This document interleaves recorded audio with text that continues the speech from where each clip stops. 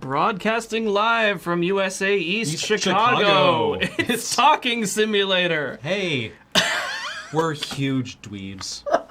We're just the biggest Oh dweebs. man, are we? Oh, It was good. so you came here for high culture and Yeah. Dr. Nick.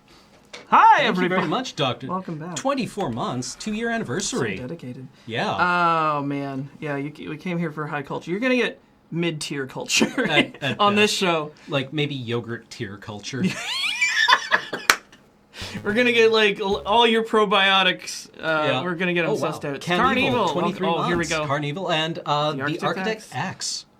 X. 33 months in We'll a be row. here for a little while. I like this little bug in the corner now. Oh yeah, The storm count. Oh wait, hold on. Wait, what do you... Wait, shit, I had one job. Comrade Barrick, welcome back. 31 boy. months. Thank you very much, Comrade Barrick. Okay. So, yogurt tier. What the hell is this? What are we doing here? Well, it's called Talking Simulator, so I guess we're going to talk about simulations or simulators. I think I'm safer now. Welcome. A new subscriber. New subscriber. Thank you very much. Think I'm safe now. Yeah, Yeah. so we wanted to do a show where, like, because we've done previously a lot of shows where we just like play games and we sort of talk shit about them, and occasionally the conversation would diverge into something like a little more serious and a little more sort of analytical. Yeah. And we were like, why don't we just do a show about that? Yeah. So this is our attempt at that. This is our attempt. So yeah, we kind of wanted to do like a criticism stream. Yeah. Where we play games that we think do things like super well, and talk about how they do those things well. Because, how am I going to say this? Video games are one of the newest and I think most interesting languages of this era. Oh yeah, And yeah, totally. they are only just now sort of finding their voice, and seeing how they accomplish that, I think, is really fascinating, especially to watch it like right now in progress. Yeah. As it kind of like evolves at this like kind of breakneck speed. Yeah, Rebellious Uno, thank you very much. 33 what's up? months. Welcome. Yeah, like, we've had, like, okay, games are old. We've been playing games for a very long time. Not just like video games, but like card games, board games. Yeah. Like Go is however many You years know. old, and like you can Krog- kind of craft a narrative. Krog Super Punch Championship, Yeah, exactly. where you just smash the other guy in the face with a chunk of flint until he passes out, and then you win. Yeah, exactly. You know. And like video games are still like, I don't know how you would classify them. Like, are they still relatively crude in like their ability to tell their stories? Like, how good a resolution do you need don't on know. something before it starts to being a Well, what's fascinating to me is like video games. Hey, Muon Decay. Muon Decay. They got their start as a strictly like video games specifically got their start as a strictly entertainment medium. Yeah. And they've become so much more than that right now. And but they're still, in some ways, and in a lot of areas, still tethered to that history, right? Yeah. When people are like, "Oh, you made this game and it's not fun. I don't get it." It's like, well, it's because they're evolving. And in some Yeah. ways, even the name itself, video games, Yeah.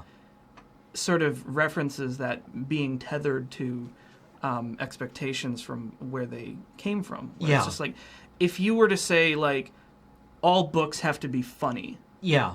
you'd be called crazy. Or more generally, like, all books have to tell a story. Yeah. Right? Well, what about like a textbook? Or, you know, Yeah, or what about just like an explorative kind of, non-narrative kind of thing? yeah. So, to me, I mean, we're sort of stuck with the term video game because it largely encapsulates what we're talking about, and things like interactive digital experience is too much of a mouthful. Yeah. We need And it sounds very, like, it sounds very not video game. yeah, Right? Like, I think video game is just, as you said, what we're stuck with. Yeah, well, what video games really needs and hasn't happened yet is we need a turn of phrase like motion picture or movie, Yeah. where before you had something like film. Yeah. Like, you go to the movies now, you don't see something that's on film. And if you talk about a film, but like if you talk about a film, you know what you're talking about, even if it was maybe like shot digitally and broadcast digitally. Yeah. When you say film, it's decoupled from the media. Yeah, exactly. Right? And that's my context for video games. When I say video game, I don't necessarily mean something that's entirely, strictly designed to be fun. Yeah. Right? A lot of them do, but you know, but they can do a lot more than that. And there's people that are pushing that envelope right now. Well, yeah, I mean, you don't always go to the movies for lols. No. Right? They're capable of doing a lot of interesting things, and people are doing a lot of interesting things with them. That being said, we are starting off with... and I think this is actually, like, we chose this game very deliberately, because, one, we played it a lot, we both love it. It does... Oh, actually, wait, before we... You know what it is, but I just wanted to show you how seriously we're taking this today. We're going to Nerd Force 1. SRS++. I brought the physical copy of this book because I would like to share with you the digital copy of this book, which we'll get into at some point. Yeah. But this is just to be like, no, I really actually own one of these, and now I feel justified in showing everybody else. Yeah. So we'll talk about that as it relates to the game. And like Dark Souls is very it's super game. Like it's definitely a game. It's not one of the like it's not Dear Esther, it's not Firewatch, it's not and we will be playing all those games. So we want to clear up that we're going to be playing lots of different kinds of games and but it's not one of the games that's very deliberately like pushing the boundaries of narrative in gaming. It is the game that you get good at. Jesus Christ. Or you're just a noob. Yeah. Oh man.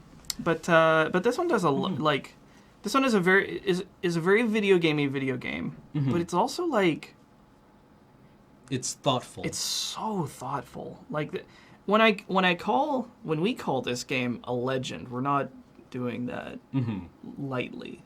Yeah. And you know, we hope to sort of articulate to you a little bit of why this game has the reputation that it does, and why a lot of the reasons why we like it, which are not necessarily the same reasons that a lot of other people like it. Because some people are just like, oh man, Dark Souls is the best PvP experience I've ever had. And I'm like, yeah. Oh god, I trashed some guy who invaded me. He was dressed up as Solaire. And like, I was about to go to Capra, so I ran up the tower to where Kate Moss is. Sorry, I got a break. Yeah, no, that's fine. Go for it. And like, I see him like find me, and he starts running up the tower, and I just drop on him like a meteor with Dark Knight Longsword, and just like, wham! Yeah. Oh, atomized. Yeah, it felt so good because I did like 800 damage to him, and he didn't die. That's I'm like, well. Oh, uh-oh. Well, you tried. Yeah, but I got him with the backswing. Anywho, so okay, we really like this game. What specifically are we going to talk about? I want to talk about how it tells its story, because it's got a really intricate story that is told in very broad strokes at first, but actually is you get a lot of info dumps in this game. Weirdly. But in the weirdest way possible. Yeah, and it does a lot of like very oblique storytelling. Specifically, we'll talk about like the item descriptions, which are unusual, and like the cutscenes, which are infrequent but still kind of happen. Yeah. So what I find interesting about Dark Souls is the perspective of the player, because I think this is a game that only really works as like a third-person game. Yeah, your read on this is super fascinating. So let's get into it. But so let's make a dude. I don't know.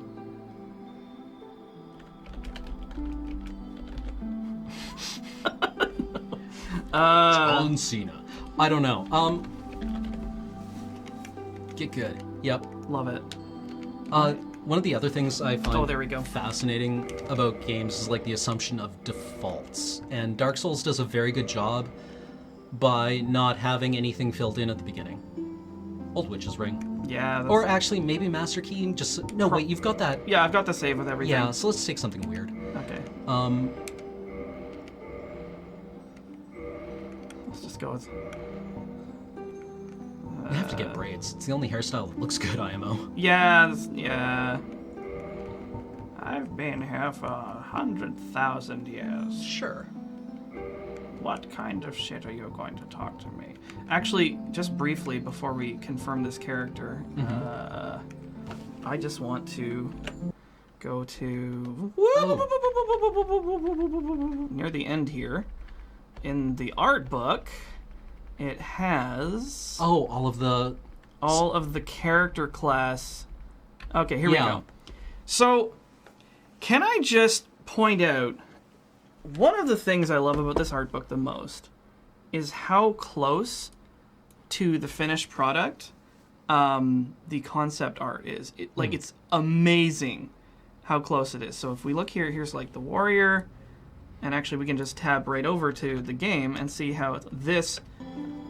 Oh, would you look at that? Yeah, no, like the artist did a tremendous job. How about them apples? Probably a lot of communication between like the concept artists and the in-game artists, right? Because the concept artists probably didn't concept anything that the in-game artists wouldn't be capable of rendering. Yeah, right? I fucking love the style for this game. I didn't know they had the Elite Knight. Oh yeah, they got the Elite Knight, and see, part of why this game is so good is the amount of care put into it. Mm-hmm. Like, you see these little turnarounds with, like, the actual mechanism of how the helmet opens and closes, the strapping and where that goes. You know, this stuff is all important if you're wanting to make something that's really special. Yeah. And, you know, not just kind of, you know, doing the bare minimums. Mm-hmm. Like, here's I think this is Barbarian. Yeah. And so if we were to go... Or that's Bandit. Bandit. Yeah. Yeah. Like, I mean, it's necessarily kind of lower res, right? But, like, Yeah, lower fidelity. But, it like, the broad strokes are captured real close. Yeah. So, anywho, So we're going to start off with Warrior, I guess? Yeah, Warrior is just fine. It comes with a lot of decent gear, right? It's fine. We're probably not going to... We can make it with Warrior. Yeah. We can make it if we try. Yeah, definitely. So when we start the game, there's going to be a cutscene. Yeah. As told by someone. Yeah, someone, like, we don't know, actually, I don't think there's any indication of who the narrator for this game is. Never said. Yeah. At least not in this game. Yeah. But what we were saying earlier is that what Cam thinks is that the narrator, for this specific, all the cutscenes that have narration over them, it's an old woman's voice. Yeah. And the narration sounds like the kind of yarn being spun around like a campfire to like little kids, or you know. Well, I think it's the shared mythology of the world. Exactly. Right? Like it's something that your character would reasonably be aware of, because you get told a lot of things very explicitly by people in this game, but like that's all in game, and there's no indication of who's telling you this or why you know this, right? Yeah. So it's just kind of dumped on you like as almost. It's like basically your very first thing in the game. Mm-hmm. Although you do make your character without any of that knowledge. Right? Well, like in Bloodborne, I think you get a short cutscene, then you make your character. Yeah. Then you get more cutscene, right? So you have a little bit of context going into that world. Yeah. But in Dark Souls, you don't. You go in pretty much blind. Yeah, and in some respects, it's just sort of like, well, it's a video game. You got to pick a character. Well, right? yeah. But anyway, let's fire this off, and we'll just let it run and then talk about it afterwards, maybe. Yeah, sure. I will start the game with this character. I love this cutscene so much. In the age of ancients, the world was unformed, shrouded by fog. A land of grey crags, arched trees, and everlasting dragons.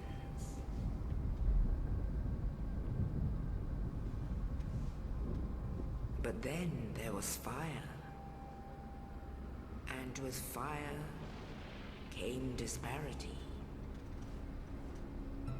Heat and cold, life and death, and of course, light and dark.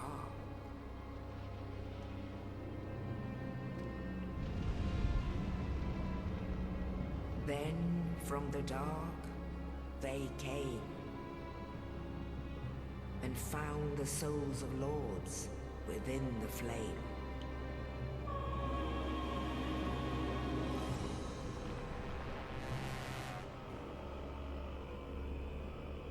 Nito, the first of the dead.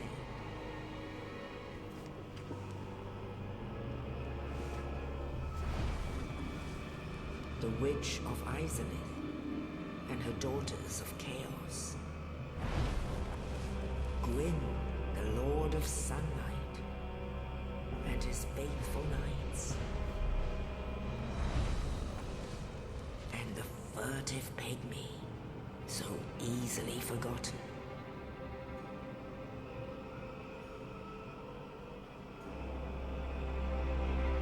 With the strength of lords, they challenged the dragons. Gwyn's mighty lords peeled apart their stone skins. Witches weaved great firestorms. Nito unleashed a miasma of death and disease. And Seath the Scaleless betrayed his own, and the dragons were no more.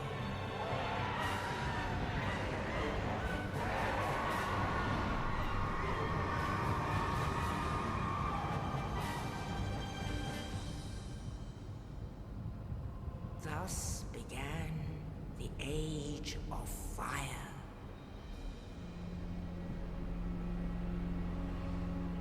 But soon the flames will fade, and only dark will remain.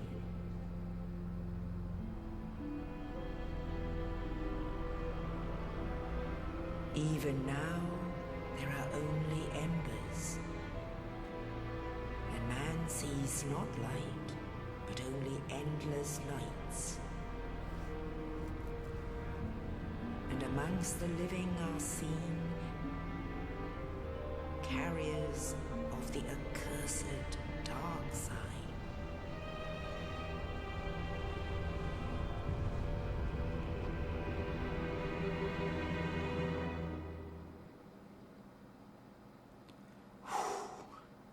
But wait.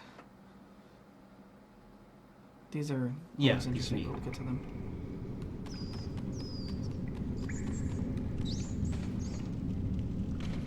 Yes, indeed. Yes, where are you in all this? The dark sign brands the undead.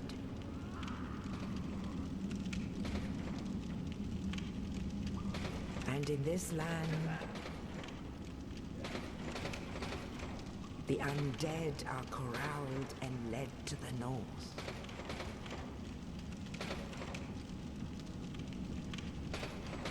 Where they are locked away to await the end of the world.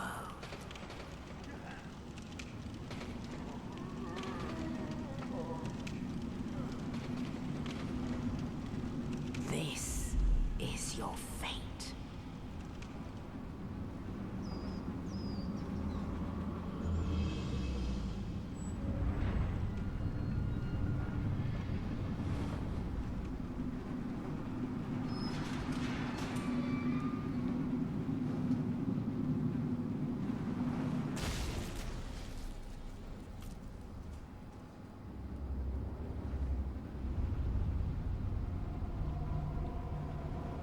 Thanks. Hi. Hi. Is it lunch already? I guess it's time to fill our boots. Okay. Oh, wow. So there's a lot to take in there. Well, I mean, yeah, there's a reasonable amount, right? Like, it's the... There we go. My read on that is that that's just like the mythology of the world, that everyone would kind of have absorbed by osmosis, right? Yeah, like an Arthurian... Yeah, Arthurian or legend, Merrick, you know, or like just like... yeah, any kind of mythology, right? Yeah. Except this shit's all true. Yeah. Ominously Ominous is just subscribed for 15 back. months. Thank you very much, Ominously Ominous. So we saw a whole lot of stuff in that trailer. Yeah, like... Or in the opening cutscene. You know, it's sort of like a scene setting, and there's a lot of questions posed that don't get answered till way later. Yeah, I think, like, people in chat were saying, like, when they first saw that cutscene, it was like, I don't know anything about, like, what just happened. Yeah, it's... and I think that's probably, like, that's probably how your character absorbed it, right? Like, you know, I think that's how a lot of us absorb mythologies, right? They're very abstract.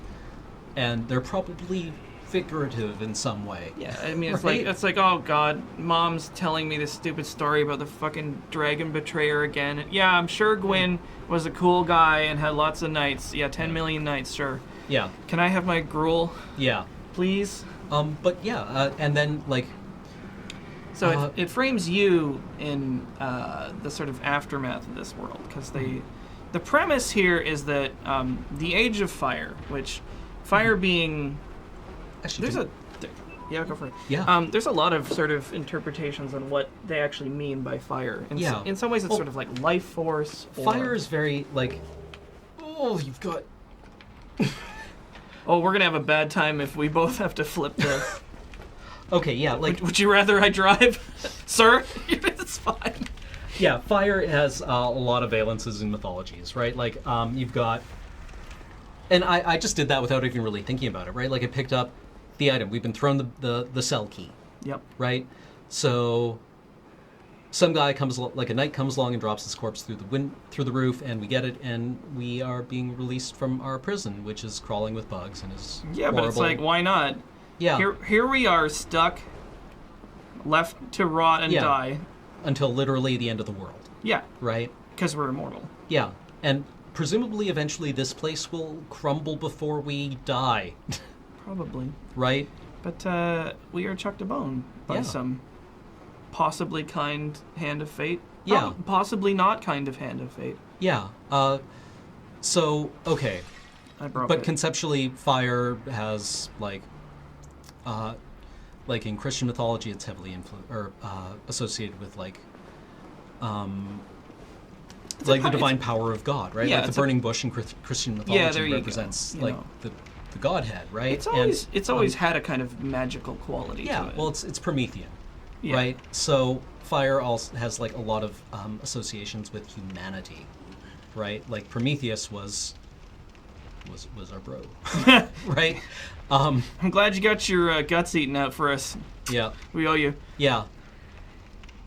So yeah, but that power is fading, and the world with it is dying. Yeah. And you can see that here. You get a bigger picture of it a little later, and you see that, like, fuck, everything's gone to hell in a handbasket. Like, we're in the real, actual end times here. Yeah. Actually, hold on. Could you go back into the cell for a second? I just want to check something out. Yeah. You wake up sitting in the sunlight, right? Oh, yeah. Yeah. Right? Like, everything else in this place is lit by torches. Right? But you're sitting in sunlight. You're special. Yeah, you're special. That was a deliberate design decision. Yeah. Like, it would have been easy just to have a torch here, right? That glimmer from above. But I guarantee you, like, this seems like, kind of, incidental stuff. But, like, someone thought about that, and someone deliberately did that. Well, I mean, like, Oscar has to drop in the body for you somewhere. Yeah. But is it ever confirmed that it's Oscar? It's somebody implied. wearing Oscar's armor. Oh, you're not the only one. Right? Like, ew, bugs. Yeah, there's so many bugs here. Fucking gross. So, like, you're not alone as a. Well, I mean, there are living things left in this world. Yeah. Right? But, I mean, we kind of see the dankest elements of this world. Yeah, like, you're also not doing great. Yeah. But you have a little bit more of your wits about you than these fuckers. Mm-hmm. So, with this tiny amount of wit that you have, it's like, well, beats being in a dank cell. Let's have a look. I mean, it was either that or wait for the walls to fall down, right? So here's a unique challenge that video games face. A book doesn't have to teach you how to read it. No. Yeah. A video game does. Yeah. And a video game needs a separate set of instructions a lot of the time. Yeah, because, like, there is kind of there is, like, an FPS literacy, right? Where you can go into an FPS and know that WASD and is like your motion in the plane, and mouse is looking around, right? And, like, that's kind of analogous to literacy. But yeah, like, we know here that the joystick will probably move something, right? But that's much more difficult. So, there's great little things here. We're probably gonna, like, shift back and forth between narrative and actual, like, game design, because they're both sort of linked in some ways. Like, when we built our character, we weren't hollow. No. Right? Which is real frustrating to some people. It's like, wait, really? Well, because I guess so. they you know come up with this character and then they're like, wait, I'm a zombie? What the Yeah. fuck? But it's like, oh, in some ways that's kind of actually like narratively a thing where you're just like, oh man, this is who I am, and I'm gonna what? Yeah. I'm doomed? Yeah. It's Right? actually like you- doing it. It's almost inflicting that upon the Yeah. player because you Like- spent all this time, Yeah, you built the person you were. or the Right. person you want to be. Yeah. His eyes are blinking. Hang on a sec. Let me. Oh, that's a Oh. 60 FPS bug. Yeah, take it off. Do we put- want to take it off 60? Do we want to No, be able to it's, roll? it's gonna. Well, we can roll anyway. We just can't do any of this fancy stuff. Yeah. Anywho, 60 FPS gets me killed so often. I want to show you how great these little bits of. Okay. I am a huge fan of visual storytelling. Yeah. And one of the big reasons why I love this game so much is it is chock-a-block with it. So, for example, you see in here this fucker stomping around, Yep. which briefly, actually, I want to find in this guide because he's in here. Yeah. This motherfucker. Yeah. Big and scary, and like right off the bat, you get a sense for like, I mean, you saw in the cutscene all this mythology, and this is a pretty explicit sort of admission that it's like, oh no, all this shit's still around. Yeah. This is your reality. Yeah. There's actually demons stomping around and zombies and stuff, so that's bad. This is great. He's only walking around. Yeah. And obviously he's very big, but this tells you how powerful he Yeah. is. Because, like, holy shit. Yeah. I can't do that. But apparently he can with that Yeah. big stick. So that's something we want to avoid. Yeah. That would be bad. Also, this guy's here just so you can practice your... I always felt so bad for these guys. I've Yeah. never actually killed them. But like, yeah, so like we're being passed flaming messages basically that have been inscribed on the floor. Right? So fire is kind of like also linked with knowledge. Yep. It's in terms of like game design, it's a really great way of leading the player through light. You'll notice that like you're led along by these little motes of light for the most part. Hey, what's up? Yeah, so like Dark Souls really does this. I'm not sure how well it actually does it, but it does try to teach you how to play. Yeah, Like, it gets a still lot misses. You know what honked me Yeah. is when I went back and played Demon Souls. It had about this much instruction in the beginning, and then when you got to the Nexus, there was a pool with a shitload more Oh yeah, of these signs that told you everything. yeah, So you could go to this this literal knowledge pool and be like, oh, my stamina regenerates slower when I have my shield up, and I want to like do do this and that and the other thing. And I was like, ah. I mean, I guess maybe they figured that people coming from the prequel game would have some of that knowledge, but yeah, but you can't like. I love the implicit sort of teaching of the player in this game a lot, but it leaves a lot of important stuff out. So, Yeah. flawless masterpiece. And like you can see games where people post videos of like their friends doing blind playthroughs of Dark Yep. Souls and just like not having a very good idea of how to control things. So like it's a bit of a miss, but it does like prompt you, Yep. right? Like it makes more of an effort than I think people give it credit for. I just don't think it translated terribly well. So Cam, Yeah. you know why this ladder's sweet? Why? It does two things. Okay. It teaches you that there's ladders and that you can climb them. And it begins the theme of ascension in this game. Oh yeah. Because you spend a lot of this game ascending, like climbing a hill towards, something. And sometimes you'll drop off and just keep climbing back up again. Yeah. But I think that is a deliberate design decision to make the player like feel like they're fighting their way literally uphill Yeah. through most of the game. And you'll Well- find that a lot. Like you see the opposite in Spec Ops: The Line. Where you're fighting downhill. Yeah, you're always descending, right? So we ascend these stairs. Can I just say how great the weathering on this whole place is? Yeah. It looks so old. So old. Why do you think there's so many jars in this room? Fun? You're actually half right. Yeah. There's a bunch of jars in this room. So he can do that. Oh. When the asylum demon swings his hammer, he wipes everything out. And this is just really, really driving it home how fucking strong this guy is. Oh, yeah. So that's the entire reason I think that those jars are there. I'd buy it. Yeah, and like, I think it's really effective. So that's another form of visual storytelling. Mm-hmm. Is like, obviously he hits you and you lose a shit ton of your health, but it adds to the visually drama. enhances how Yeah. how powerful it seems, and you're like, holy fuck, that guy's no joke. Mm-hmm. But we kind of just took it for granted that we could run away from him, right? Yeah. Like, I think if you wail on him with your sword It takes hilt, like, you do, like, forever. 2 or 3 damage? Yeah. So that encounter there, you're not supposed to actually fight him. You're supposed to run Yeah. away. And you'll probably learn that lesson the hard way. Mm-hmm. So this gives you the sort of basics here. Got it. Mm-hmm. Hey, Yeah. Totally worked. where's he fucked off to? So here we, so I like that the little decision there where you enter with the demon, then you go down a bit, but now you go back up again a little bit. Very long.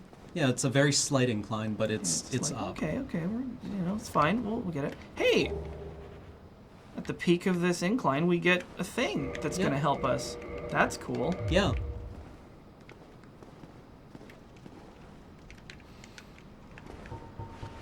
All right, so we can choose between these things. All right. I mean, it doesn't tell you how to do this, but I've played this game a bunch, so shh, it's fine. Yeah, it's fine. Okay, so yeah, this is another interesting thing that they did, where this is a multiplayer game in some respects. Yeah. Where players in other sessions of this game may leave notes for other players, which is a really interesting thing because it means that other players can sort of give advice or deceive one another. Yeah. It's very unmediated. Yeah, right. Or even just like swap lols. Yeah, you have to use a predetermined sort of syntax and limited character set, so you can't be like, "Lol, fuck you, faggot," stuff like that. But you can leave little messages that might draw people's attention to things. In some ways, that kind of ties into the sort of like shared knowledge lore. Yeah. Well, I think like people in chat have been bringing up like the hero's journey in response to the Ascension. Yeah. And I think what and Journey did this as well. When you try so hard and you don't succeed, you just get back up again, right? Yeah. Like Journey is quite clearly the hero's journey, right? And like this shares a bit of some of the elements with it, but like what kind of defines the hero's journey is its singularity, right? Like there is one hero making one journey that puts the world to rights, but this is very explicitly not singular, right? Like it tells you constantly that there are other people playing at the same time, other people on the same journey, and Journey does the same thing, right? You are explicitly playing with other people. It doesn't tell you that there are other people, but even if you don't know that there are other players, you know it's other like AIs. Yeah. Right? Is what's presumed. I don't know quite what to make of that yet, but like it's interesting. It kind of subverts one of the big elements of the hero's journey, which is that that you are the only person who can do this. Our first lucid human, possibly human, is also in a beam of light. Yeah, very clearly highlighted. I wonder what he has to say. Oh, you're no hollow. I'm not? I'm done for, I'm afraid. I'll die soon. then lose my sanity. I wish to ask something of you. You and I are both undead. Hear me out, will you? Yes. Regrettably, I have failed in my mission. But perhaps you can keep the torch lit. There is an old saying in my family. Thou who art undead art chosen. In thine exodus from the undead asylum, maketh pilgrimage to the land of ancient lords. When thou ringest the bell of awakening, the fate of the undead thou shalt know. How exciting. That's a very convoluted family saying. Yeah, which also makes me wonder, how long has this building been around for that there's legends? Yeah. I mean, obviously, it's been around forever. Yeah. Estus flask, an undead favorite. Hooray! Oh, and this. Thank you, Oscar. Now I must bid farewell. I would hate to harm you after death. So go now. And thank you. You're welcome. Well, good thing we just took some damage. Huh! Look at that! Yeah. This shit fucking works. Yeah, like, we don't know what it means to be undead here, right?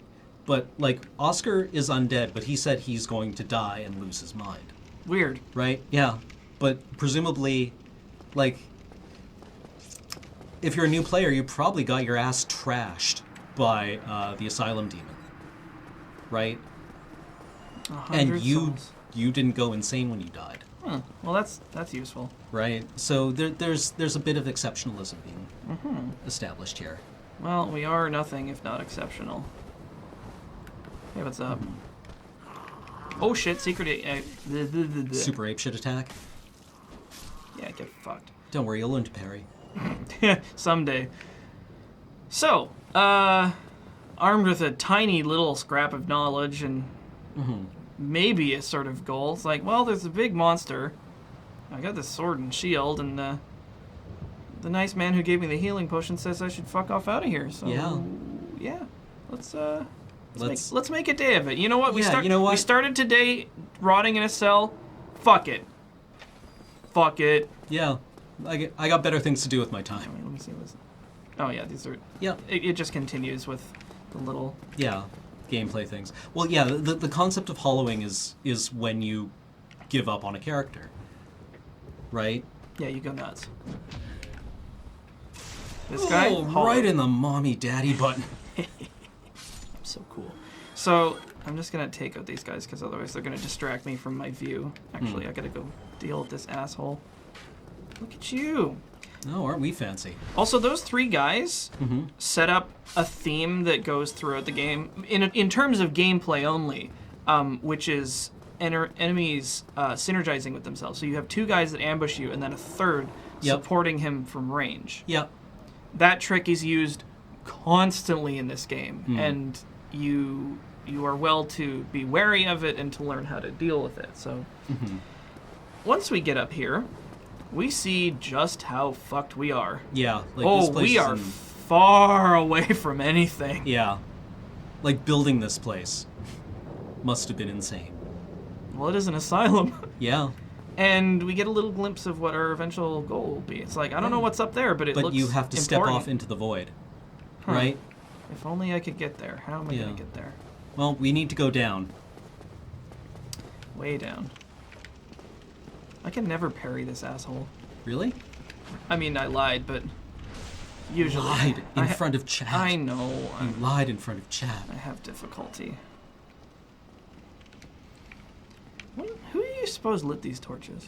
I don't know.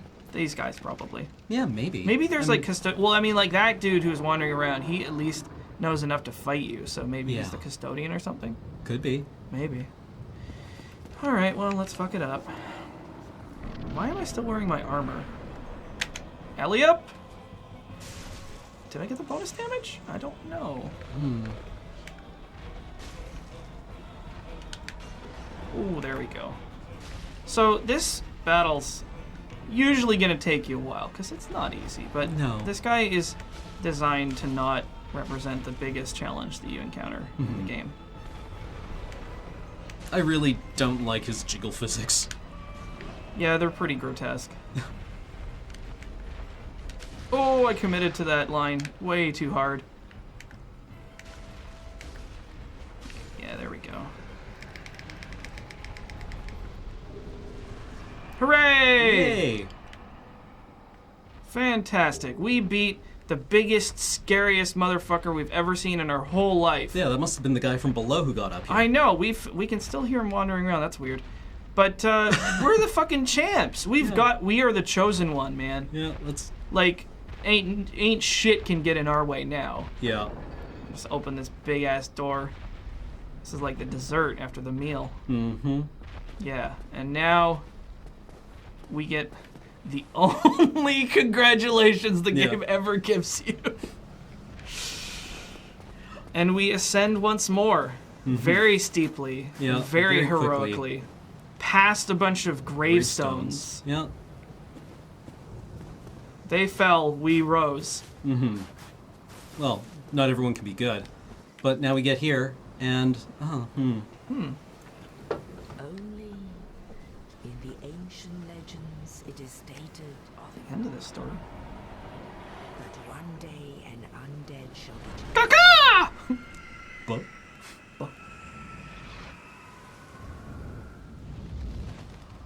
to leave the undead asylum in pilgrimage Damn me.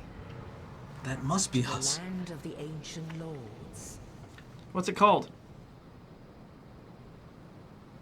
Lordran. Oh. Makes sense? They weren't super creative in this era. Oh, man. What's this place? Oh, this is gonna be way better than that undead asylum I was... Wait, why are we going down? Wait, no! Ah. Oh, okay. Well, thanks, I think. Where the fuck am I now? And Well. the first two things in your field of view are a bonfire and this poor sap. Yep. And I really think, like, it's important that the first person we meet in Lordran is the Crestfallen Knight. Because he's actually helpful. Weirdly, he's helpful. Yeah, like, in spite of himself, kind of. He's a sad sap, right? What? Who left that message? Strange. But let's talk to him. Yeah, alright. Well, what do we have here? You must be a Did you new see the crow? arrival. Let me guess. Fate of the And undead, immediately, right? the narration is subverted. But there's no salvation here. You'd have done better to rot in the undead But- asylum. They told me I was special. But I'm special. I'm the best one. Well, since I'm the you're chosen here, undead? Let me help you out. Yeah, because I'm the best. Actually, two. What do you mean, levels two? of awakening.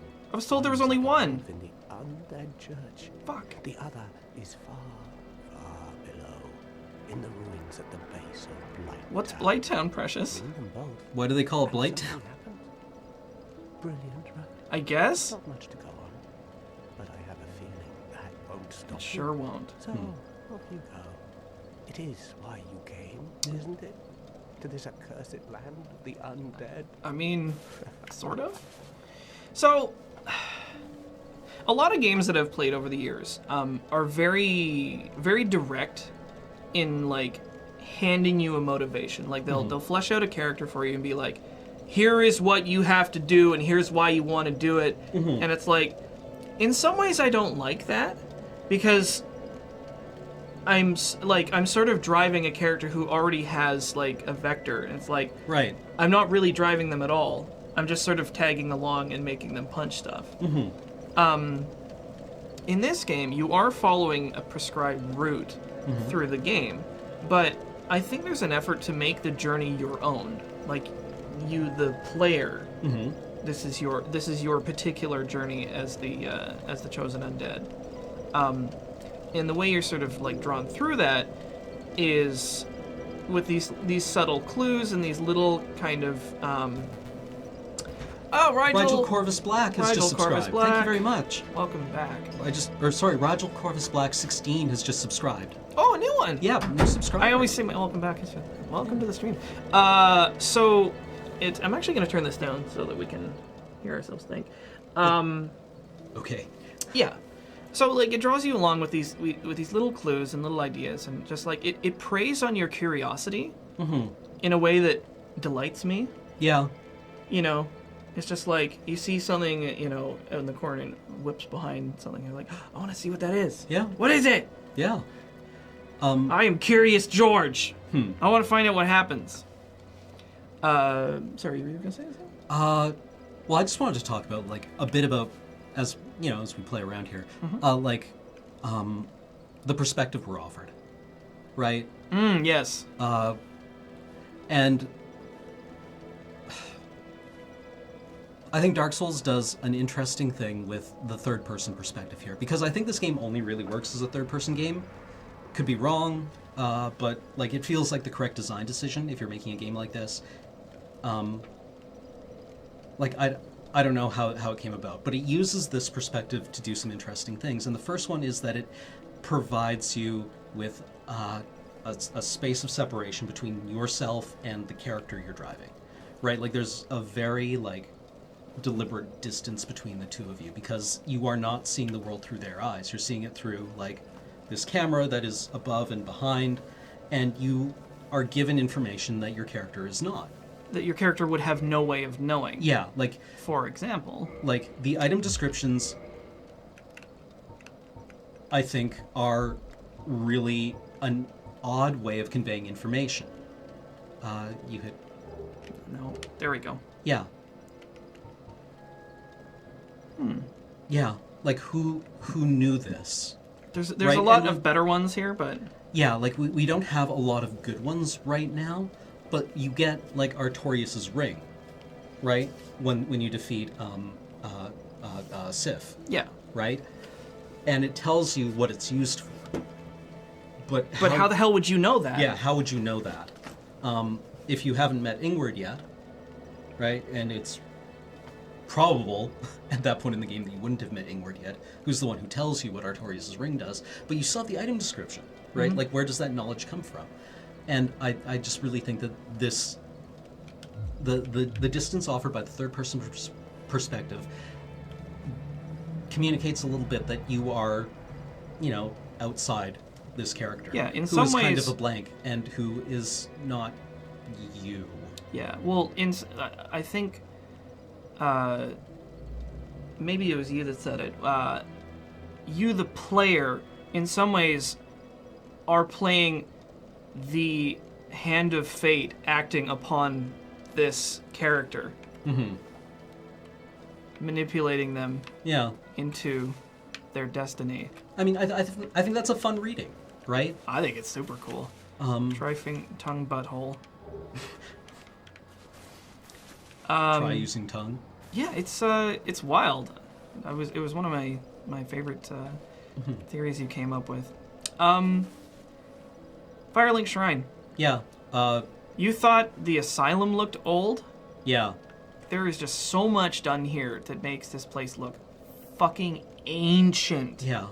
So, it's overgrown, obviously. Oh, Velvet Falcon is subscribed. Hey! Thank you very much, Velvet Welcome Falcon. back. 8 months. Yeah. So you... Oh, hey, ghosts. This trees tree have is grown great. up through it, right? And, like, big trees. Mm-hmm. Trees have grown up and died. Yeah. And there's, like, a shit ton of them all over the place. And there's, like, a lot of very big trees all over this place. And you can see, like, a lot of this rubble where this was a structure that was whole at one point and has just completely fallen into, like, tiny little pieces. What do you suppose this place was before it fell apart? I don't know. Cathedral, maybe? Yeah, actually, like... this part at least. Well, I mean, there's a statue here, and it's also where we meet Frampt. Yeah. Right? So this was probably, like, this specific part was probably a church. Maybe this was, like, a little settlement. Well, I mean, like, something. it's called Firelink Shrine, right? So it has, a religious significance. Mm-hmm. Or, like, a mystical one, at least. Yeah, well, you've got a church here, and you've got a cemetery out here, out back. Yeah. So, I can see that. That's a lot of fucking graves. Mm-hmm. Some of those bones look fresh, huh? Yeah. And it's where the, like, its name, it's not just a clever name, right? It's where the fire is linked, right? Like, you were dropped off at Onion has just subscribed for 9 months. Thank you very much, Onion. And knowing what we were told in the intro, like, fire is apparently a conceptually important thing in this world, so the place where the fire is linked probably has a significance to it. But, oh, this is so gorgeous. It's so gorgeous and so... Again, like, I'm gonna hammer on this over and over again, just like the amount of care taken here. Something that made me fall in love with this game when I figured it out was that every location you're at, like, everything's all connected together. In fact, oh, this is so perfect having this right at my fingertips, because this is going to be so great when I show you. It's right near the end. Okay. Boop. We are here. All of these areas connect like a real place. Yeah. And when you're in one of these places, you can look out and see where everything else would be. So it gives it really, it makes it feel more real, like more believable. Like, it's really easy to suspend your disbelief in this game because they like give you so much to do it with. This map goes like even deeper, like, because there's 3D renders of it that show how every single other area interlocks, and it's all connected. And many of the areas you can like just look and see where all the other ones are. So here, for example, we can see that giant tree there is rooted in Blighttown, which is under there. That's Blighttown down there. The tree leads down to the Great Hollow. The Great Hollow. Yeah. That goes down to Ash Lake, way below the surface. And then up over here, we can't. Our view is limited here, but you can see all these areas that you will be going to. Like, can you see the church from here? No, you can see the parapets. Yeah. But you like could later see it in the opening cutscene. Yeah. Right? Like, the opening cutscene when you're being dropped into the world, like, it does pan past the aqueduct and Undeadburg. Yep. Right? As kind of like a very... I'm not sure how useful that is for people, but I recognize it having played the game. That is like, go this way first. Yeah, that's nice. Take this water. Oh, actually, shit, we should grab the binoculars. Yeah. Hang on a sec. You can keep talking. I need to concentrate. Not even your pants? Fuck it. I just have to run a quick errand. Don't mind me. Hey. I always found these guys were good for like a good quick 5,000 souls right at the beginning of the game. Oh, man. Oh god, I hope I'm going the right way. Yes, I am. Okay. Now the fun part. Excuse me. Pardon me. Oh, fuck. That's bad. Hi, friends. I can see you're very upset. I'll show myself out. Oh, Ooh. fuck. He is blocking me. We're dead. Whoops. Ooh. We have the binoculars. It doesn't matter. Oh, anyway. we're souls. Okay, this is actually quite useful. What does death mean? Oscar told us that when he died, he was going to go hollow, right? And I think if you talk to Crestfallen Knight a bit more, he actually says something along the lines of like, "Oh, you do not look good, right? You look like you're about to go hollow." Yeah, let's exhaust the rest of his dialogue. You place, you are practically hollow. But going hollow could solve quite a bit. Oh yeah. And at one point, Crestfallen Knight, I'm using that name even though that I think he's only given that name in like the game files, right? He has no name, as far as we know, right? I'm pretty sure he's actually called the Crestfallen Knight, even in the data book. Well, I mean, yeah, but that name isn't given to us in game. No, not in game. Right? Like we just that's not part of the text, right? That's what the developers call him. So that's what we've called him, but we in the game never tells us that. So where was I even going with this? He mentions having died before, right? He said, I would rather die again than go back to Blighttown. When he talks about ringing the second bell. Because you're undead. Yeah. So, like, death is a thing that just can happen to you.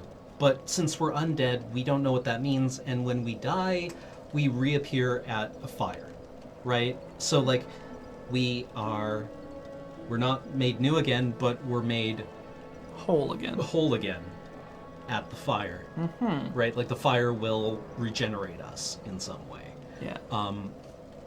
So that seems to be where people come from, right? Like, the fire made life and death, and now it's doing both, right? What I really liked was your read on, like, I wonder how much time elapses between you keeling over and reappearing at the bonfire. Yeah. Because if everybody's undead, it could be like a year, Yeah. 10 years, Yeah. 100. Yeah.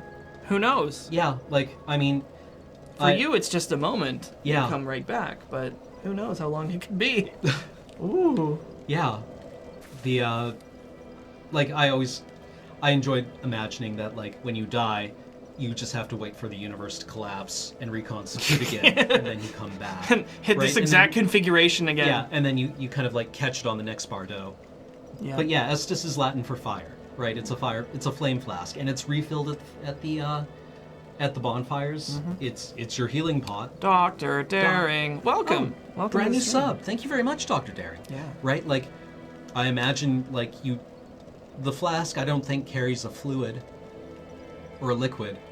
I think it's actual just fire. Yeah, I think you're just drinking fire. Yep. Right? Which means that Estus soup is probably real spicy. Yeah.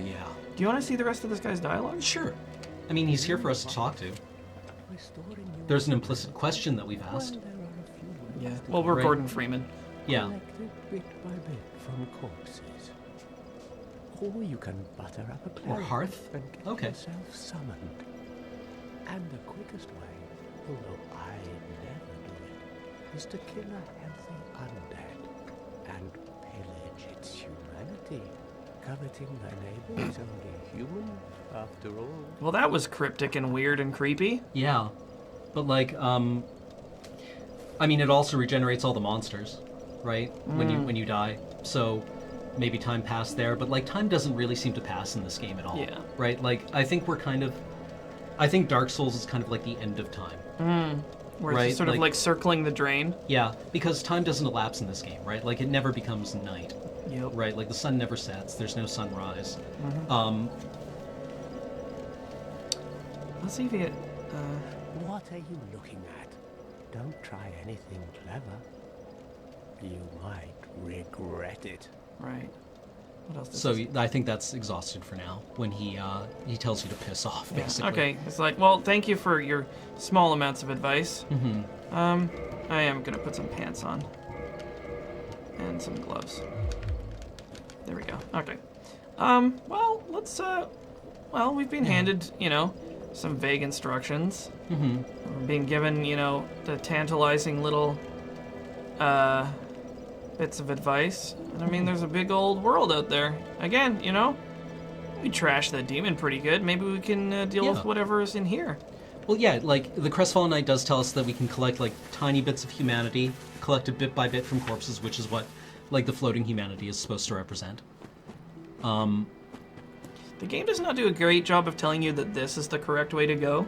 Yeah. Because there's two other wrong ways to go. Well, but this is the way... This is the way you're supposed to go. Well, this is the way that's up. Ah. Right? Yeah. The other two ways are down. Somebody pointed out that if you destroy Guinevere's illusion in Anor Londo, then it becomes night. Yeah. But it doesn't, like, that's not time progressing. That is, a glamour. that it is always night in Anor Why? Londo. Like, I'm not even sure that's night. That's the dark moon. Right? I think. I don't know 100% of the lore in this game. I just really love what I do know. There's a lot to this game, as it turns out. Ooh. Hey, we got a hat. Yeah. Like, there is no right way, but there is a useful way. Yeah, there's a way that the game wants you to go. Yeah. Which There's is a why way there's a way that ultimately does progress the game. Because you can go and do New Londo now. Yeah. You can't kill four kings. No. Because you don't have the abyss walking ring. Yeah, you can go all the way down to the catacombs. You can kill Pinwheel. Yeah. You can try to kill Pinwheel, but you shouldn't because you're not swole enough. Yeah. But that's kind of a cool decision that they made. That like they don't actually gate off a lot of the game. Well, except for the 4 Lord Soul. Yeah, because areas. that's like all in-game stuff. But you get pretty ridiculous access to a lot of stuff right off the bat. Which is a very brave decision, because ordinarily you would just like put the player along like a straight path that they can't deviate from. Yeah. This game puts a lot of trust in the player. Yeah. And a lot of confidence, actually, because like it's as hard as it is because it wants you to succeed, because it believes in you. Yeah. And it's not going to make it easier just so that you can have a sort of hollow victory. So like when you do finally beat, the big bosses and, complete the game, that achievement feels genuine because you really fucking struggled for it. Yeah. So, that having been said, reducing the Dark Souls to just its difficulty, I think also robs it of a lot of its identity. Like the whole of get good culture and like, it's the hardest game ever and it's so hard and you'll just hate yourself and you'll die and die and die and it'll Don't suck. worry if it's too hard for you, because, it's too hard for most people, so don't feel bad if you can't handle it. And that's a lot of like, that reminds me of nothing so much as like teenagers talking about getting into their like parents' whiskey and being like, yeah man, I like smashed this bottle of like 20-year-old like Scottish single malt. Blue Label. And oh man, it was so nasty. But I got smashed on it, man. It was awesome. I got so fucked up. And you're like, it was something you probably didn't really appreciate. No, it's just like, God damn it. Because you want some way of measuring your EP. Yeah, pretty much. It's just like, Like there's other hard games, right? But this one is hard for a reason. Like, I mean, it does kind of make the difficulty into part of its identity. Yeah. I mean, in some ways, it's actually part of the narrative as well. It's just like this uncaring world that is not going to make life easy for you, and you have to just like tear every little scrap of like resources and progress out of it, with your bare hands and intellect.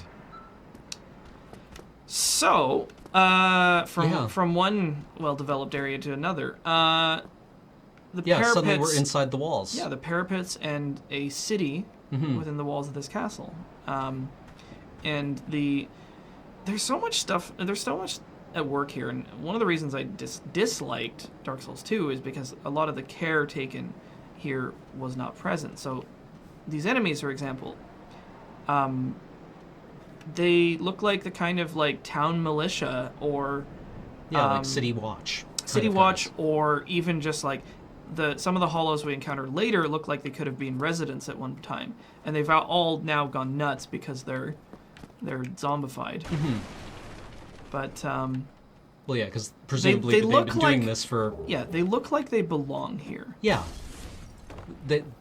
How long do you think they've been waiting to do this ambush? Probably a while, I'm guessing. Yeah. And they fuck it up. Fucking apeshit technique. So yeah, like these guys look like they were probably just like peasants who used to live here. Yeah. Now they've taken up arms against you, whoever the fuck comes here. Yeah. Maybe they're just hungry. Maybe they hunger for your life force. Yeah. Well, I mean, like driven by some sort of like. Well, they're mindless undead, right? And like, I think I remember was it Dawn of the Dead, one of the where they actually like open up a zombie. Yeah. Right, and it's like its stomach is packed with like human flesh, but none of it's being digested because they hunger, but they don't. They don't know why. Yeah, they don't. They're just sort of like driven by this empty impulse. Yeah. For no reason, which is creepy and weird, and haunting. And these fuckers are. Oh, they're gonna figure out the ladder. Peace. Be wary of death. True wisdom. True wisdom.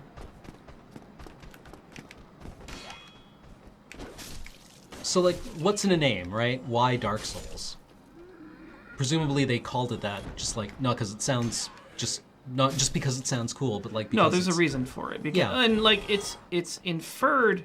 Well, you actually never hear about the Dark Soul until spoilers. One of the other endings. Right. Yes. Yeah.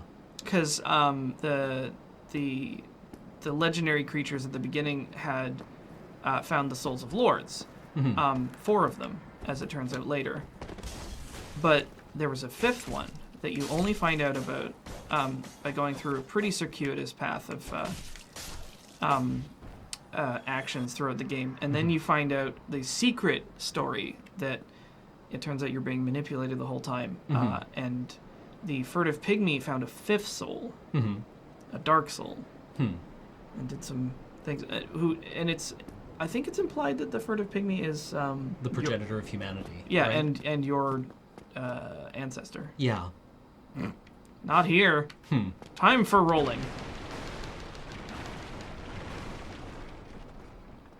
Eliab? Oh, 4th soul? Oh, were there only 3? I thought there was 4, and then that was a 5th one. Yeah. 4th, right. Like an additional soul, right? So 1 extra. This is awkward. Yeah. There we go. No, it fell off on its own. Okay, good. It's just like going to the doctor, right? Yeah, it's fine. Yeah.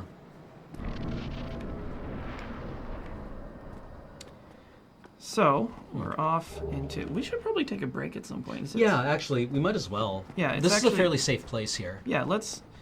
Actually, I know exactly when we're gonna break. Huh, this doesn't seem so bad. Hello?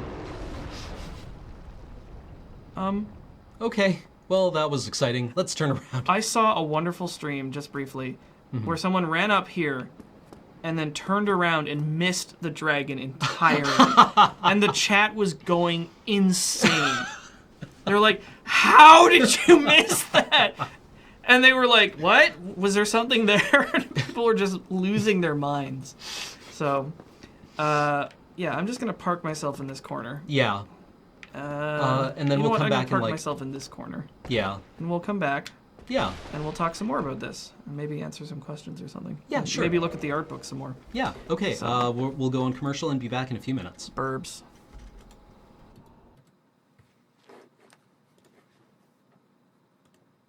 Fucking long pig. What Paul's done to this setup, but well, we figured it out now. There we go. Welcome back to Talking Simulator. We're in a pile of barrels. We are. We are having a barrel of fun. We are. Here in Lordran. Yeah, so what have we talked about so far? A bit about the player's perspective, a bit about fire, a bit how the game uses mechanics to tell its story. Yeah. Oh. What happened to this fucker? Oh, he got trashed. Oh, yeah. This is another mechanic that is interesting in this game, and actually, like, very unique. So, I talk a lot of shit about the multiplayer, specifically the, like, invasion and, like, PvP of this game, but a lot of the multiplayer stuff in this I really like, and if nothing else, it's very unique to this game. What we're looking at right now is the impression left behind by another player in another session when they died. This is their last moments. Yeah.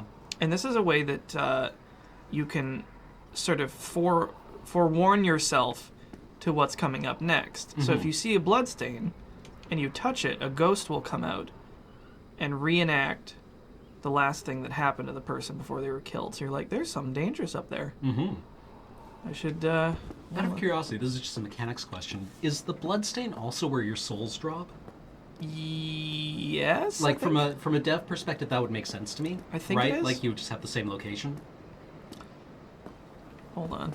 Sightseeing. Uh-oh. This rude motherfucker is going to come and spoil my day. Trying to ice skate uphill.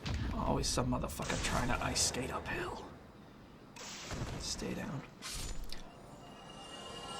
You can see right down to Lower Undeadburg from here. I mean, which is not a far distance, but yeah, that's where the dogs are. Oh yeah, there's actually a skip here if you're speedrunning where you can just like jump down there. No kidding. Oh yeah. No, I'm not gonna do it because that's nuts. But anyway. Let's wander through Lordran. Oh look, it's Demon Souls references. Is it? The Palisades are kind of they've got to be a Demon Souls reference. Like the first area in Demon Souls. Mind the. Yeah, I fucked myself. Here, I'm just gonna go touch this. Mm-hmm. But yeah, we also see the enemies with like one shooting while two others. Yeah, there's do. this theme continues. Yeah, go fuck off, idiots. Yeah, the fire as a place of refuge is sometimes refuge, very literal, right? It's also a place of restoration, which is definitely a theme of this game, especially like at the end. Mm-hmm. Hit me. Not good enough. This guy. See, every vantage point you get to, you get like another new perspective, and you can see more stuff that's going on. The little ghosts that show up incidentally are just players doing stuff in other sessions. A lot of the time they spook me out. Yeah, they scare the shit out of me sometimes. Memo, I'm having one of Graham's analog Kolsch's. So, Graham, if you're watching, I owe you a beer. If you're not watching, I don't know what happened to it. We should go talk to another friendly face in Lordran, because there's not many of them. Yeah. Although, this guy is such a wiener. Yeah, well... Yeah, yes. I mean, like, yes the one time I've killed him, I felt so gross about it. Or no, I've killed him twice. And I did not like doing it, and I had to come up with, like, an elaborate framework for justifying why I murdered him. Somebody pointed out that this bloodstain was very curiously located. That is. And there's a lot of interesting readings on this character. So you'll notice, so there's this guy, and he's stroking something invisible in this wash basin. That's a weird thing to be doing. Well, tell me about it. Well now, you seem to have your wits about you. Then you are a welcome customer. I trade for souls. Everything's for sale. That's a good laugh. Yeah. Tell me more. Things are getting treacherous in these parts. Oh, now? A horrible goat demon has moved in below. Boss got it. Up above, there's that humongous drake and a bull demon too.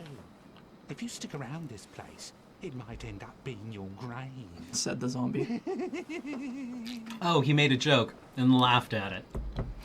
This guy's such a wiener. I mean, you're not wrong. Like, he doesn't deserve to die for it, but... He's just, I mean, I'll take a wiener over someone actively trying to kill me. Here, I'm not here to check that. Bullshit. We talk business, or we talk nothing at all. Let me see if there's... Does he say anything? Here. Okay. Okay, let's see. Toilets for paying customers only. I'll be right back. Yeah. I'm gonna find some items that have item descriptions that we would have no way of knowing. Okay. If we have some Lloyd's Talisman... Where's the key? Probably need this one.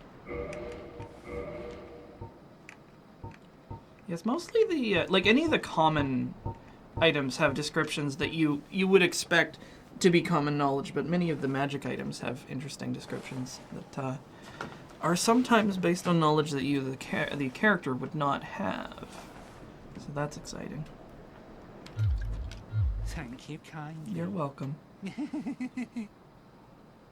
This guy has more dialogue later. In fact, a lot of the characters, when you revisit them later, they will have new things that they can say of interest. I'm going to go get the throwing knives. So all the props and everything in this area, they're very much in disarray, but they really paint the picture of, you know, former dilapidated living quarters. You know, there's like baskets and urns and like bookshelves and shit. You know, so like maybe this place has been looted clean of anything really valuable, with just the crap left to sort of molder. See these guys, maybe these were just like kids who used to live around here. Well, now they're gonna die around here. Look how coordinated they are. R1 to win. Fuck. Don't get fancy, mash R1. Yeah, pretty much.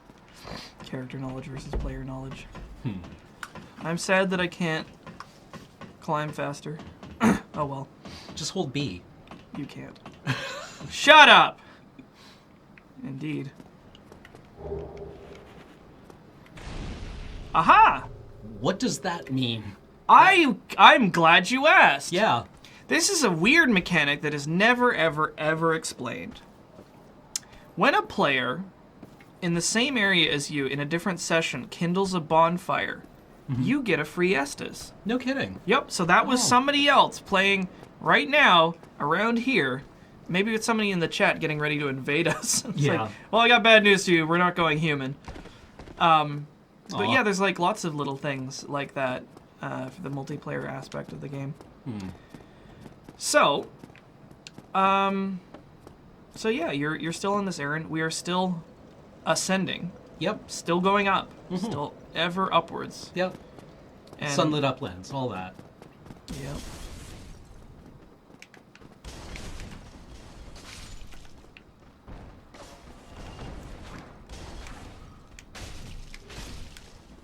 Hi. Yeah, get fucked. Ooh, your shield's touched. Ew, gross. The fuck? Oh, hi. Can we explain going human? Yeah. Yeah. That's probably a good idea. In fact, I should go back. Yeah, let's... This is a weird mechanic in this game. It's very strange. In fact, we have no floating humanity. No, we pick some up though. I kind of want to go offline because the last thing I want to have happen is get invaded. I think it would actually be interesting. Yeah, okay. You know what? Let's. I mean, it's not like we're heavily invested into this it's character. true. We're probably gonna get somebody from the chat invading us, but. Oh, we'll probably just get like trash canned by somebody wearing like Xanthus crown. Yep. So this item. Do we only need one? Yes. Yes. Okay. Or no, we need to kindle this bonfire. Yeah, and then so go we can human. show. Yeah.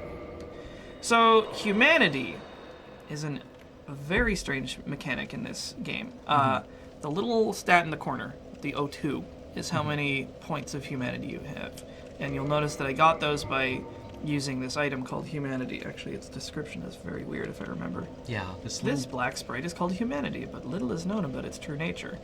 If the soul is the source of all life, then what distinguishes the humanity we hold within ourselves? I actually really like the separation What? between humanity, like this item, literally humanity. Yeah. The essence of humans, I guess, in some way, and your soul, Yeah, it's which is traded and used like currency, so right? it's and pretty like wild. humanity is like a black sprite, right? It's like a black flame, and your soul is this pure white light, right? But Or this, somebody else's soul. yeah, and I like to think that like each soul you use is actually someone's soul, right? Like each point, or yeah, each point. You know, I had the opposite interpretation. I always thought that like the numerals you get are a measure of that person's, not necessarily worth, but like the weight of their They're experience and like power. And as if you embodiment. could codify like all of their memories and skills into some kind of experience point. Yeah. So Right. like that's why like all these bosses that represent like a lot of like mystic power and energy and are just like very huge and tough and old, and they give you this huge amount. It's not like, and some of them will just give you like a soul and you crack it and you get like 20,000 of the item. I think that it's just like a sort of a rating of like a life well lived. Yeah, well, people Which- are pointing out right now that humanity is a fragment of the dark soul. Exciting. Yeah. So what can we do with that? Well, at a bonfire, you sit your ass down, and if you attempt to kindle a bonfire, which is something that you were told to do at the beginning briefly, it's like, well, what the hell does that even do? Cannot kindle while hollowed. Oh, well, that sucks. I wonder what that means. Oh, Luckily, we can not hollow. So, you can burn a point of humanity to reverse hollowing, which does this. Hey, I recognize her. Humanity restored. And now you look like a human, Yeah. like the Crestfallen Knight, or Yeah. Or Petrus, who we can also meet. oh right, I right forgot now. to say hi to Petrus, that Yeah. fucker. He'll teach us shrug. Petrus is a piece of shit. So when you're human, you can burn another point to kindle the bonfire, and you'll not really see too much of the difference here, but go like this. The fire will get a little bigger if you look closely. Mm-hmm. It makes, like, when you kindle it a bunch of times, you can really tell. Yeah, like it grows slowly, but it's quite clearly larger now, right? So the point of all this is this bonfire now restores twice as much Estus. Sitting at a normal unkindled bonfire will give you 5 Estus every time you sit at it. You kindle it, it gives you 10. You kindle it a second time, it gives you 15. And you kindle it a third time, it gives you 20. So this just gives you more resources to journey around in. So it's interesting because it gives you a sort of it's an investment, right? You want to pick a spot that's going to give you that you're going to be spending a lot of time around to get more resource, like more healing resources to actually get further. But like, what's the significance of that, right? Like, why does humanity feed the bonfire? And the other thing. Where did all these little signs on the ground come from? Well, the other advantage too. Flamin' Air has just subscribed for the 3rd month. Thank you very much, Flamin' Air. Welcome. So the other thing that is available, holy Jesus. Huh. Well, those aren't items you can get yet. You can summon players from other sessions. To come help you, to like clear out areas and, do stuff like that and engage in jolly cooperation. Yeah, which is a term we will find out about soon. Hi. What's up? Right in your spine. Uh-oh, we're getting invaded. Thought so. Okay, so this is another mechanic. You'll also notice that I got a humanity from a from floating humanity. Yeah. Sometimes when you kill enemies, you'll just get a humanity. So let's you'll notice that the invader off. all the exits have been sealed off because someone is trying to connect to us. Yep. On Jake Halleck on like a just subscribed fucking for dial-up. 32 It months. looks like. Yeah.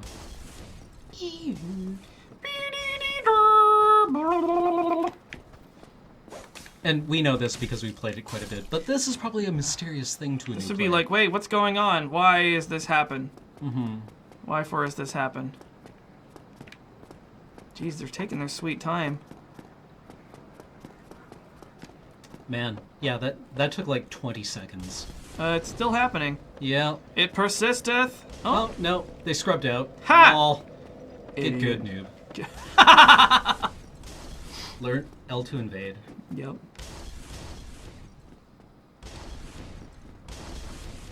I don't pretend to understand how the matchmaking actually works in this game. It's that's the real Dark Souls. Hey, settle down. That guy usually firebombs me. I'm somewhat disappointed.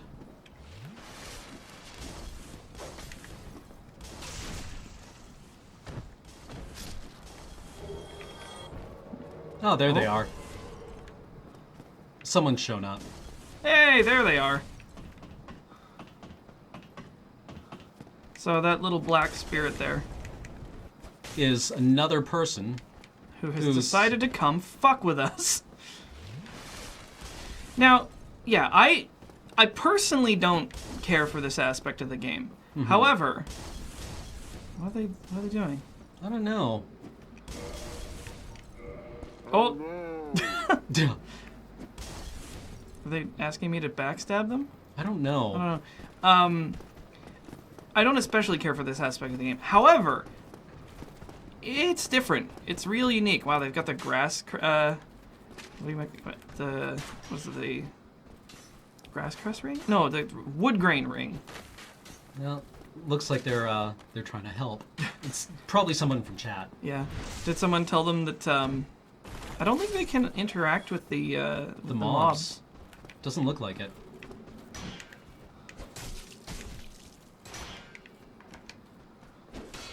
See, my experience getting invaded is usually just getting, like, in my first few times playing the game, just getting trash canned by somebody with like 60 stamina and a plus 10 Astoris short sword. What the hell is or that? straight sword. Oh, they've used their black phantom crystal. Goodbye. Thanks for coming. He said, like, people know what that is. Or their separation crystal. Which, it's just an in-game item that allows you to leave sessions. Yeah. Look at all this stuff. I bet you that's baked physics. Hmm. Oh, wait, no, it's not! Baked physics? Baked physics is a video game thing where if you had to animate something really complicated, rather than build a shelf with a shitload of physics objects on it and let them go procedurally, which this seems like is the case. Right. A way of saving on processor power is you run that collapse as a simulation. Oh. And then like take all the data from everything animating and then make that as a like a set piece. As a set piece. Okay. So when you hit it, it will collapse in a complicated way, the same way every time. Okay. Yeah, it saves a lot of processor power and like. And it still looks cool. Yeah. Well, it's still real, but yeah. But it looks like these are all actual little bits and pieces. Oh, it was J.G. Wentworth from the chat. Thank you. We salute you. Okay. So, what do we want to talk about? Well, we are heading up to our next. Good God, we're heading up to. Oh yeah, it's the one that refreshes. We're heading up to our next major challenge in the game, which is going to be a real pain in the ass. It's not especially related to story in a lot of ways. But it does drop Black Knight Longsword. Oh, this guy? Oh, I thought you were talking about Taurus Demon? the Taurus Demon. I mean, there is. I mean, we can try this guy. He might just kill us. Maybe. But we've got pine resin. Well, let's find out. I don't know how much damage I can actually do with this. Let me see how good. You're not doing that badly. Let me see how actually. good my two-handing. Oh, I can still do two-handed parries. Nice. I remember from Gravelord Sword. Yeah, those were really hard. Keep trying the same moveset, dude. It'll work this time, I swear.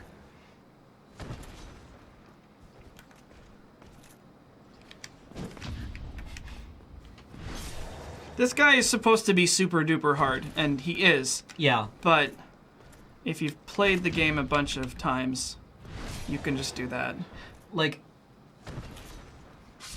oh yeah, right in the mommy daddy button again. No longsword. Oh well, lame. What can you do? I like how we just completely blank blue tearstone ring. Oh, who gives a fuck? It's so bad. Actually, let's see what the item description is. Yeah, I mean... Because we are trying to figure out any other little bits and bobs that this game wants to throw at us. Oh.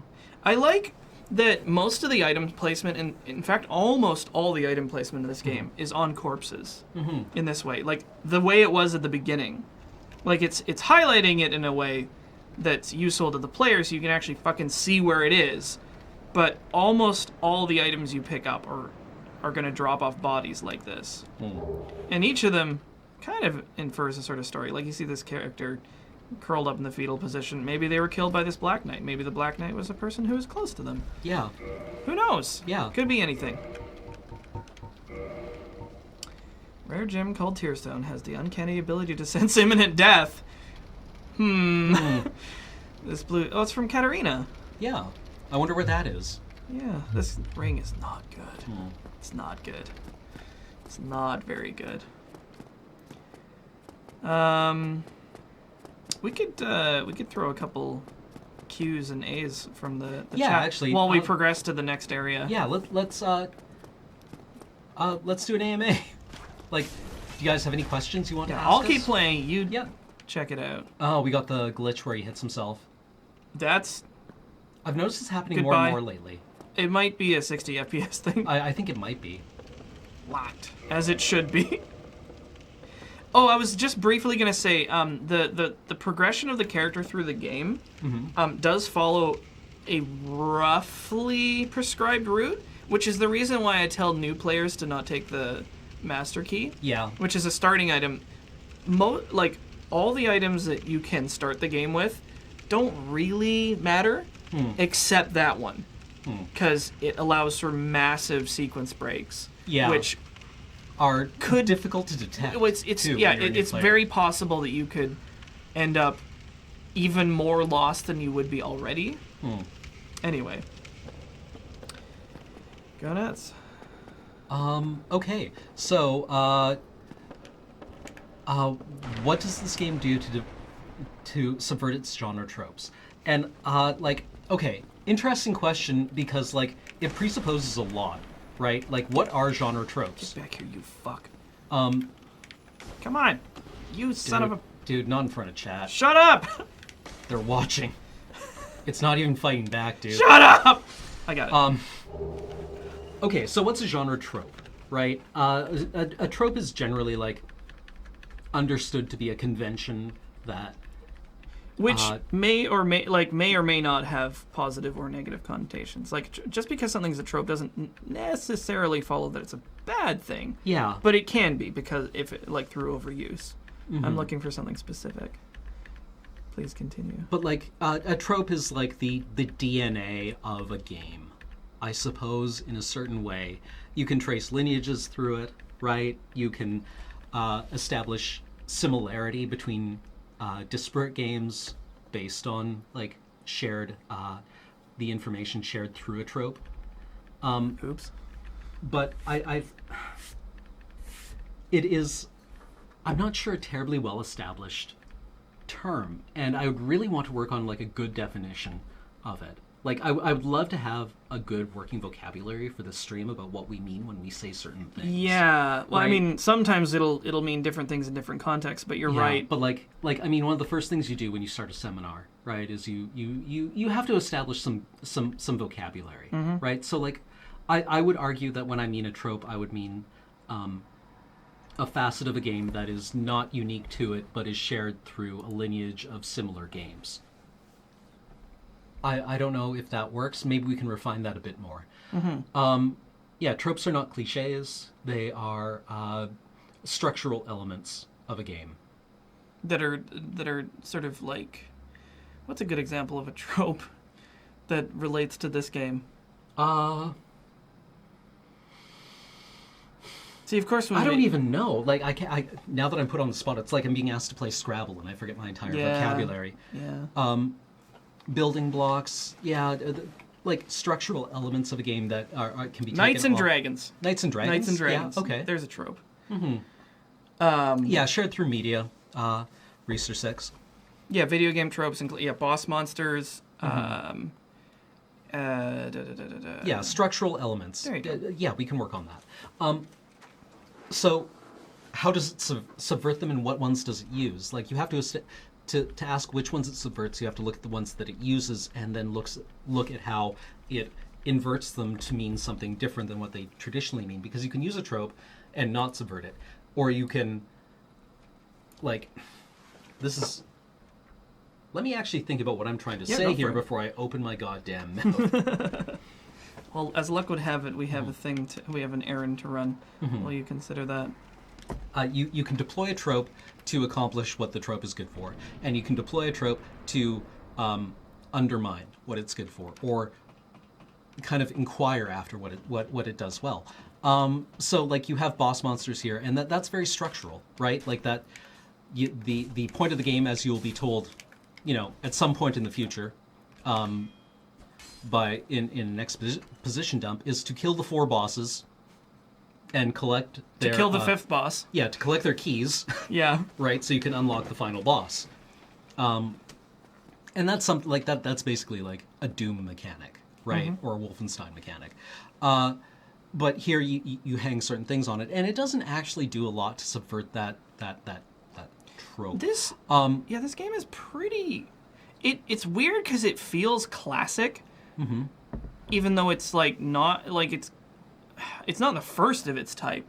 No. But it has the feel of something like really, really, really just like traditional and classic and just like and yet it still has its own flavor to it. Yeah, right. I would say, like, now that I'm thinking about it, and I should have thought about this beforehand, really. And I am, and I'll be able to go back and look at this later and say, well, of course it subverts like this and this and this, and this is totally used differently, and this has its meaning upended. But it feels like it uses a lot of tropes very well as a shorthand in order to exploit the player's media literacy, to let it get away with telling you relatively little. Speaking of getting away with relatively little. Like, we understand boss monsters because we've played video games before. We understand checkpoints because we've played video games before, right? What it does do is make those things that can be a very kind of like thoughtlessly deployed structural element of the game, where you get to a checkpoint and it's like an arbitrary glowing spot on the ground or like a computer terminal, and makes it into like a narrative element of the game, right, or a thematic element of the game. Yeah. Well, I mean, like, that's always nice when they actually bother to do that, because what I've found with a lot of games that really honk me off is that they fall back on tropes without, like, they pull them off the shelf and don't do anything with them. They're just like, okay, you're in a video game, here's the player, they have weapons, and here's some monsters. And they think that's enough. It's like, it's not enough.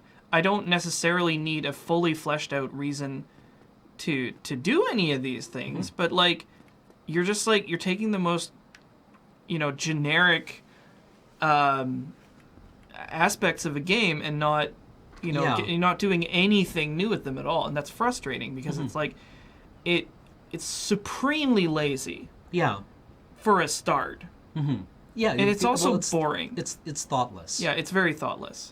Okay, so like people in chat are pointing out like various tropes that the game exploits, right? A post-apocalyptic world, right? Only the apocalypse here is not like a discrete event. Yes, it's right? entropy. Yeah, it's the fading of the fire, right? Just so you don't accidentally backstab Solaire. I give this man respect. So let's see what this guy has to say to us. Who's this fella?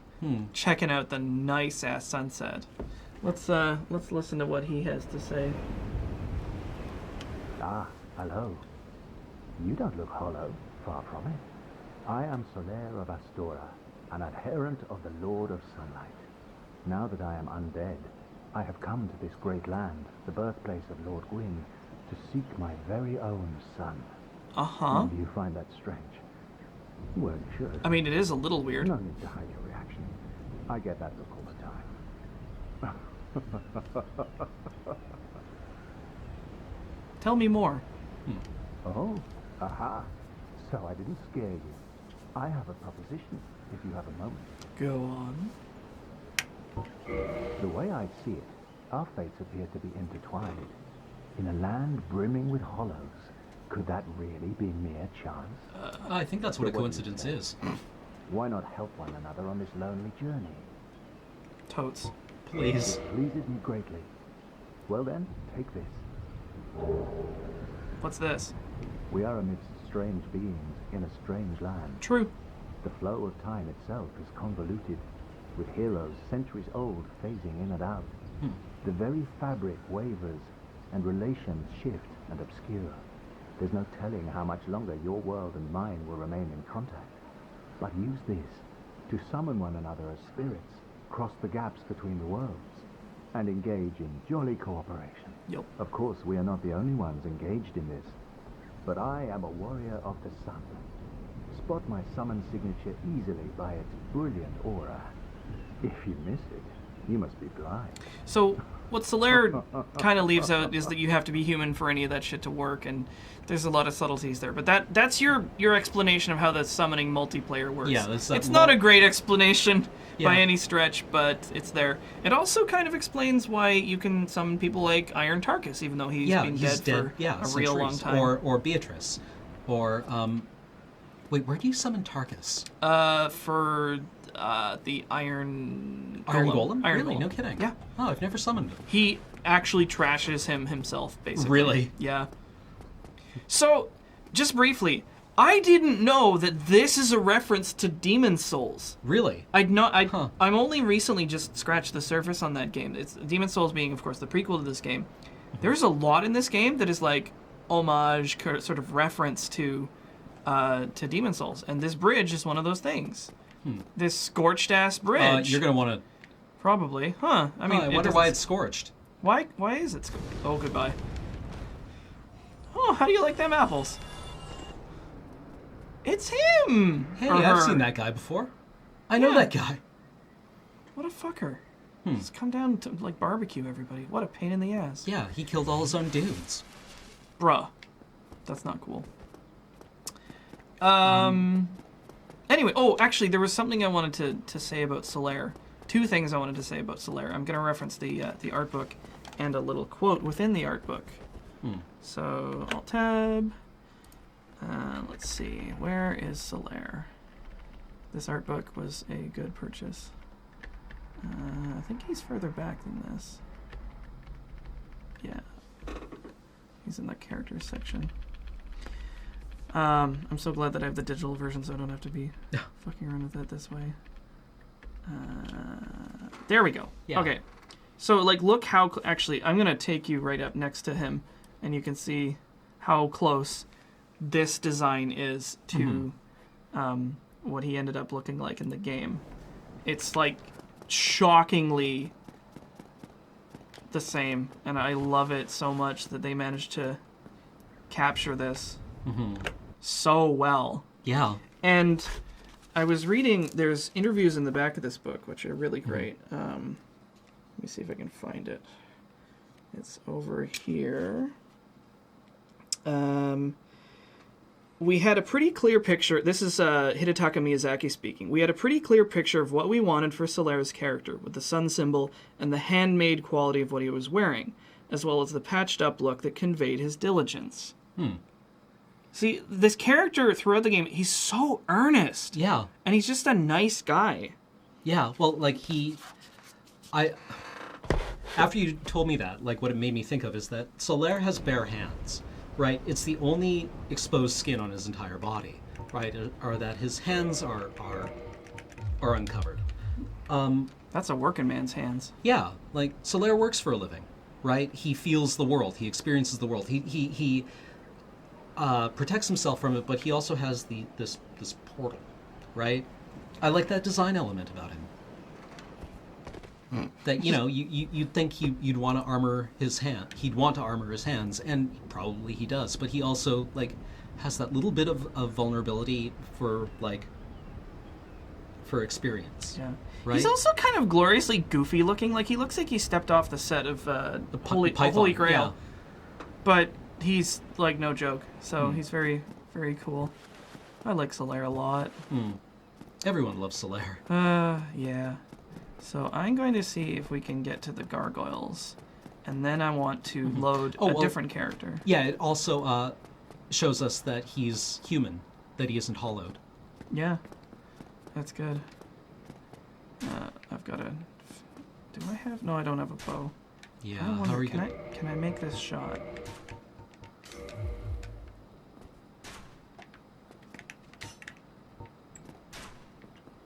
Come on. Hand of milk, guide me. I can't believe I did it. I saw the one. Thank you, Milt. Praise Milt. Oh, I just pissed off a lot of people who had a real hard time with that. Yeah. That fucking dragon is a pain in the ass. It's such a goddamn pain in the ass. Oh, this is Sunlight Altar. Yeah. I wonder who that was a statue of. But they definitely have... I didn't notice this until now. That has Pikachu's dragon slaying spear. Oh, Pikachu. That's Ornstein's spear. Yeah. Now is it Ornstein? Is it Ornstein? I don't know. Is he a warrior of sunlight? It doesn't look like it. But in New Game Plus, you can pray here, right? Yeah. Well, actually, no. If you have like 20, 30 faith, you can pray here. I like their bandaged feet. Too vast and trunkless slay. Behold my works, you might in despair. But like I loved also you were telling me about in the art book they were talking about Ornstein's design and fact that his spear was supposed to pierce dragon scales, and they wanted to talk about like how they thought it would happen, and I realized that it's a weapon that you're supposed to be able to get your entire weight behind. Yeah. And I realized that the cross guards on Ornstein's spear aren't a cross guard, they're a stirrup. Yep. Right? So that you can use it like a shovel. You should just shovel them dragons. Mm-hmm. I'm going to just turn. Or like a spade, I guess. Excuse me. Don't do it. Don't do it. Well, you did it. Thank you. Well, you gall and darn it. I'm gonna go and say hi to one more friendly face. Just before we do this. Hey, what's up? Excuse me. Trying to do a thing here, guys. We'll talk about this area in a minute. I can never do this right. What there are we you go. trying to do? Oh, just trying to send it down. Oh. Whee! Oh! Goodbye, everyone. It's speedrun strats. Is it? Yeah. You send the thing down so that you can ride it later. I think it's faster in some way. Oh, okay. I just want to get to here. And that lovely sound that nobody is ever sick of. I've got to show you the concept art for Andre. It's great. Like, he's so fucking ugly. Oh, the experience of dying in Sin's Fortress and waking up here and hearing tang, tang, tang, tang. And you're like, Andre. You're gonna give it metal fatigue. I have a headache, Andre, could you not? So here's another friendly guy. You can tell immediately what his profession is. So that's easy. Well, you must be a new arrival. I'm Andre of Astoria. If you require smithing, then speak to me. Most weapons and armor are mighty sturdy. Yeah, most of his dialogue is every hunk of metal has its breaking basic instructions on how to do. And this is like a game mechanic stuff, right? Like, you can ask a blacksmith like it's. Or do it on your own. The game does, like, Nice thing about weapons. it does dump mechanics on you, right? Like, it tells you how things work. It tells you in character, but, like... Which sometimes means a little vaguely, but, Jesus Christ. Oh. That is a face only a mother could love. He's so wide. Yeah. Ugh. I like his pockets. But man, that is a wide man. Yeah. He is a very, very He's just a very man. good-natured guy. I like how wiry his hair is. Yeah. Like steel wool. Yeah. But like Andre is, Andre works for a living, right? He you get a sense that he doesn't go hollow because he's working, right? He has something that he loves to do. He's going to keep beating on that sword and just outlast everyone. Yeah. Domini. I think this was also a church. There's like a bunch of churches. It looks like it. This is called Parish, right? Yeah, so it must have been... That's definitely another church up ahead. Yeah. Like so, there's a new church. This was perhaps the sort of spiritual center of the city at one point. Oh, hi. Oh, well, this is awkward. Goodbye. Where's he going? What's he doing? God damn it. It's fine. Usually you dodge that, dude. Yeah, hang on a second. I just want to... Oh, hello. Oh, that one didn't work. I am not... You can't actually parry this guy. There we go. You can't... Or you can parry him, but you can't riposte him, right? Yeah, you can't riposte him. I'm also just, like, fucking around. You're just like... Oh, get out my way, son! Excuse me, I have narrative to talk about. I'll be back. I'll be back for you. I want to touch the bonfire. This is annoying. I wish all these guys were dead because I want to talk about how great this cathedral looks. Yeah, well, I mean, like, there's only one real way to make him dead. I mean, yeah. Well, you can try and talk about it around me. Okay, sure. So, yeah, let's talk about the design of this place. It's quite clearly, like, a place of worship, right? It has pews, it's got an altar, it's got, like... Knights. Yeah. So, who are the statues we see here? right? There is a mother and child, which is a statue we've seen before, or at least a motif we've seen before, right? In Firelink Shrine.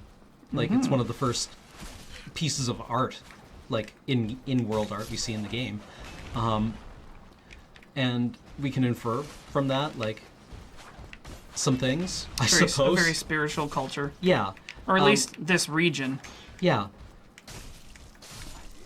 I think we might be fucked. Well, I never said I was good at this game. Nice. The fucking pinwheel, though. Okay, I'm just gonna go for this. Okay. Yeah, the mother and child is, we'll learn more about them eventually, I think. It's heavily implied that, Solaire is the child, but that's using a bit of, like... Is it? Yeah, it's a bit of outside knowledge, I think. Yeah, there's a lot of stuff that, like, I never figured out, but... I've seen that repeated a lot of places. People are like, well, you know, the child is supposed to be Solaire, who's the firstborn of, you know, Gwyn and the exiled god of war, and I'm like, shit. Huh.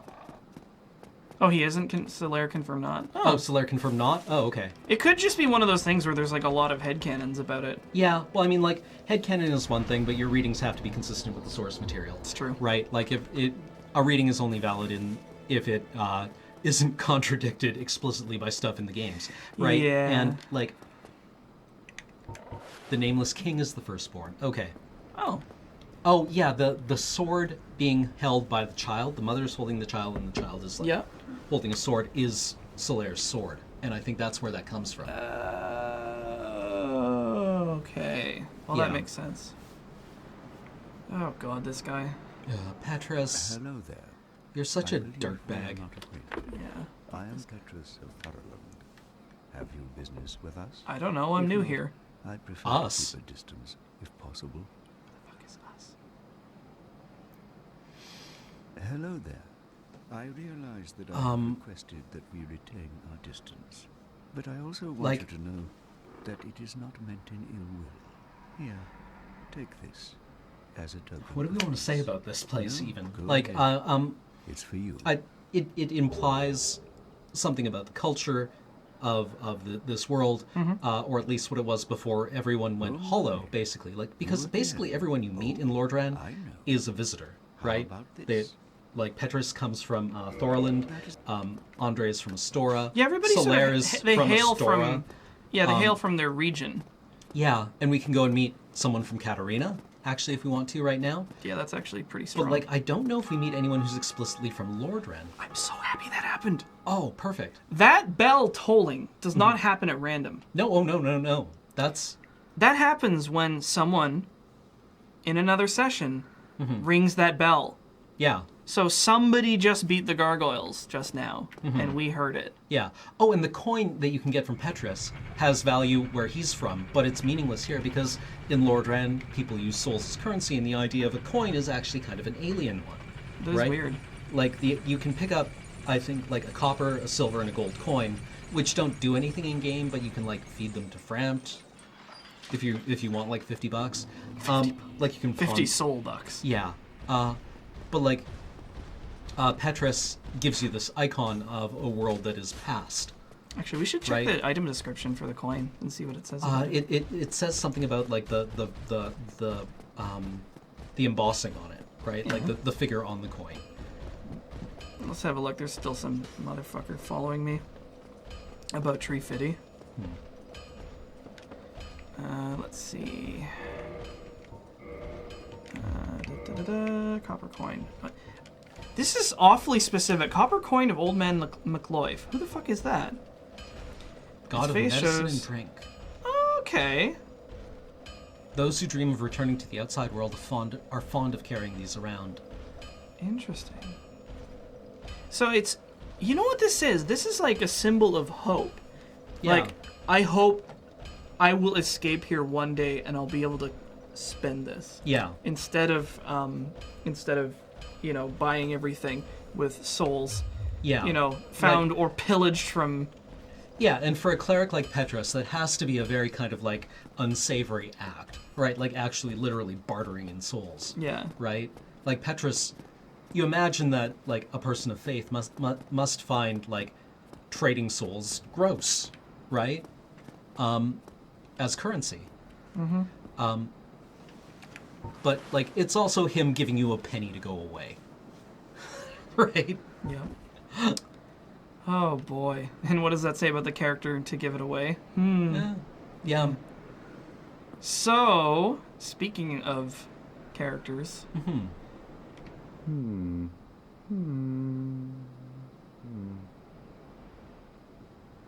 Uh-huh. Oh, forgive me. I was absorbed in thought. Uh-huh. I am Siegmeyer of Katarina. Quite honestly, I've run flat up against a wall. Okay. Or a gate, I should say.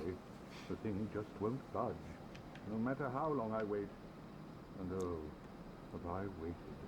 So here I sit, in quite a pickle, weighing my options, so to speak. How long do you think he's been waiting here? 10?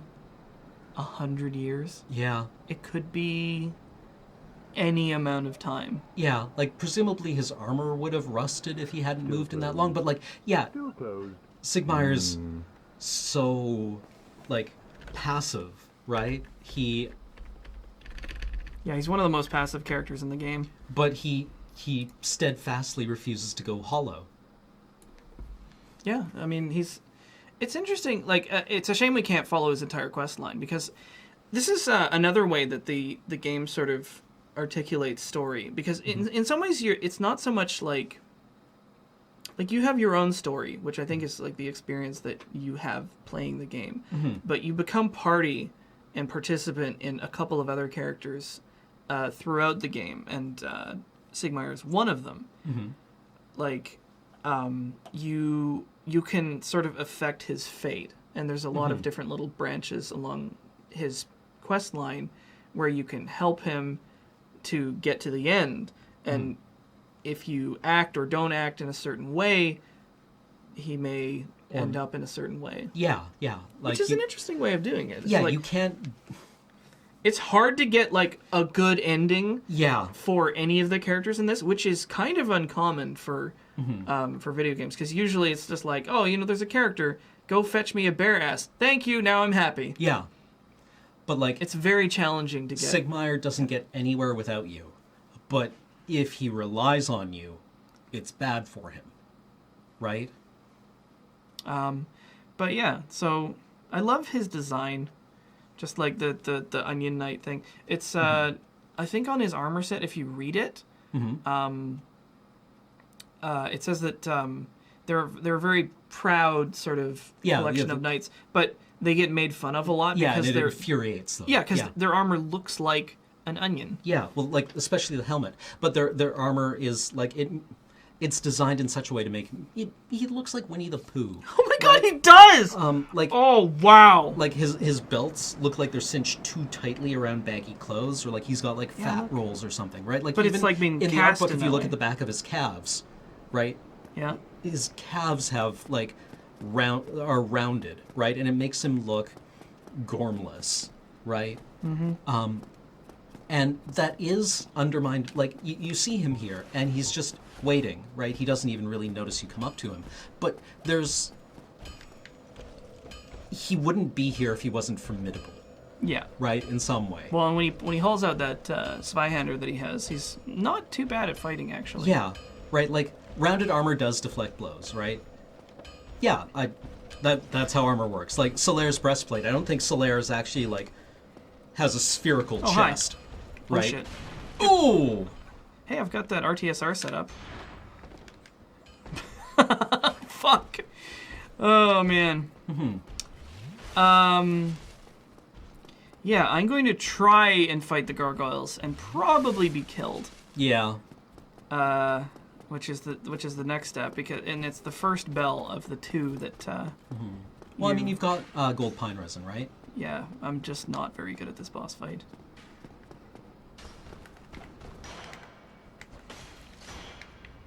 This one is definitely in the Ascension theme because you really have to fight uphill. Yep.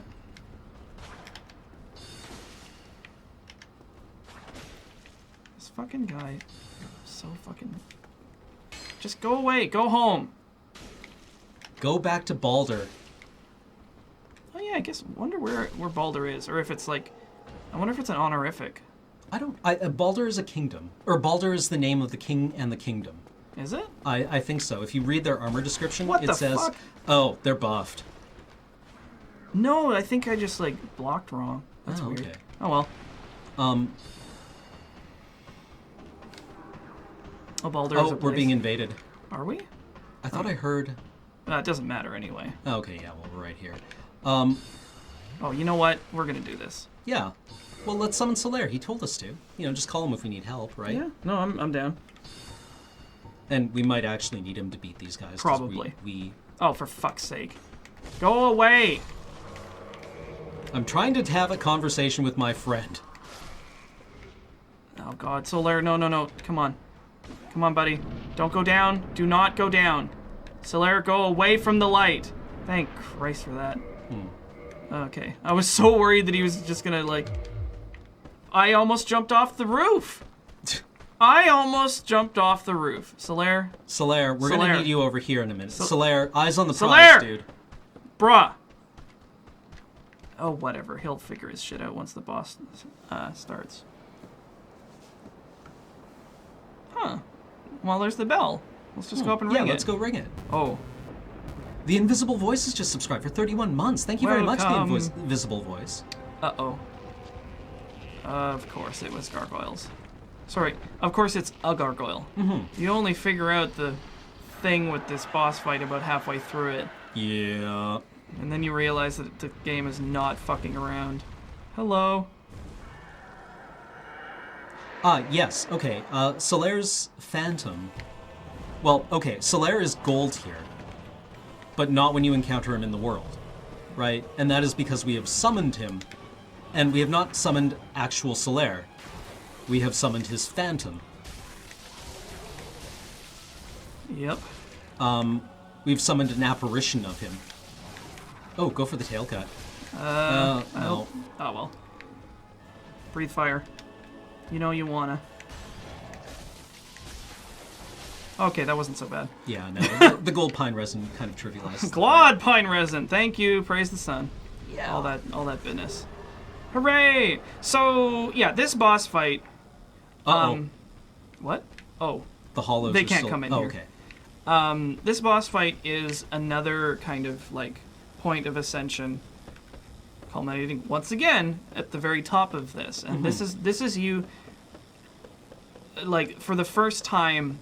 Because you will have struggled through these areas very bitterly to get to this point, and then you finally get here and touch the fate that you were sort of that was implied to you, and you get to see what the something is. And actually, I just wanted to point it out that we actually did get to see Solaire casting Lightning Spear, which is what we see Gwyn and his knights using in the opening cutscene. Right? So there's a little bit of that connection there. If you pay attention, you like if you don't pay attention, you could miss it. Yeah. Right? But you do see Solaire displaying this divine ability. Yeah. So, from the very, very beginning, the first time we heard about this bell was in the asylum. Yeah. When Oscar mentioned it. And now it's here. It's a real thing. Okay, so we won the game. What happens next? Well, your first visual cue is that this is not the highest point in the world. Right? You've climbed a ways. Yeah, but there's so much more. Another structure right next door, right? It's even like very clearly highlighted here. And then there is whatever that mountain is. It's like, well, that didn't seem to do a whole lot. Yeah, so... But there's a second bell, so... Yeah, the Crestfallen Knight mentions the second bell. So I guess we gotta get the other one. What is that place over there, I wonder? I'm sure it's nothing. Actually, I can see it from here. It's probably nothing worrisome. Let me see if I can see where... Can I see... Yeah, you can actually see, like, that's where you fight. Yeah, that's the gateway. That's where you fight... Golem, Iron Golem. Is the gate down there? I think it's blocked. No, there it is. Yeah. So where That- we were just talking to Sigmar. Sigmar, he's down there. Mm-hmm. That's where he is. So, isn't that delightful? Mm-hmm. Yeah, Solaire is gold because he's part of the Covenant of the Sun, right? Pretty cool. So, I think at this point, what we're going to do is there's a whole lot more to do. Mm-hmm. Do we just want to go to... I think I'm going to go to the other save. Okay. Why don't we run an ad? Yeah, we can do that. Okay, and we'll let's come run back. an ad We'll and come we'll back come with back. our other character Okay, so yeah, we're going to show you a bunch of different other places around the game. because we want to talk about. There's a lot to this. Yeah, we'll be back in 5 minutes. Okay, see you guys soon.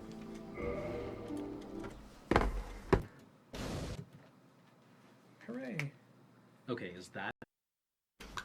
I don't know what Paul did to change the mic configuration for this. Yeah. office, but it's making it so that we can't mute as effectively as we thought. Yeah, well, it's just a different button than we thought it was. Okay, so like we're talking about how all these design elements that the designers implemented, all these choices that they made, contribute to telling the story and The look and establishing the feel. theme of the game. So what? One of my profs when I was in school said, "Okay, you've got all this what, right? You've talked about the symbolism, you've talked about themes. So what?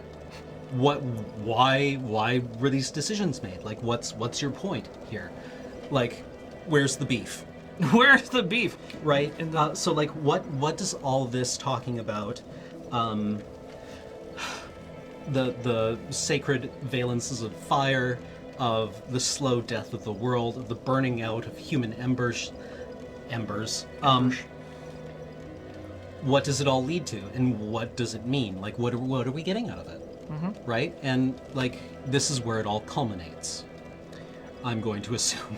Yeah. Well, I mean, there's a lot to do. I was going to show those areas that lead up to this first. Okay. Because one thing that I definitely wanted to say is there's a lot of people who... Well, this game, it's called Dark Souls.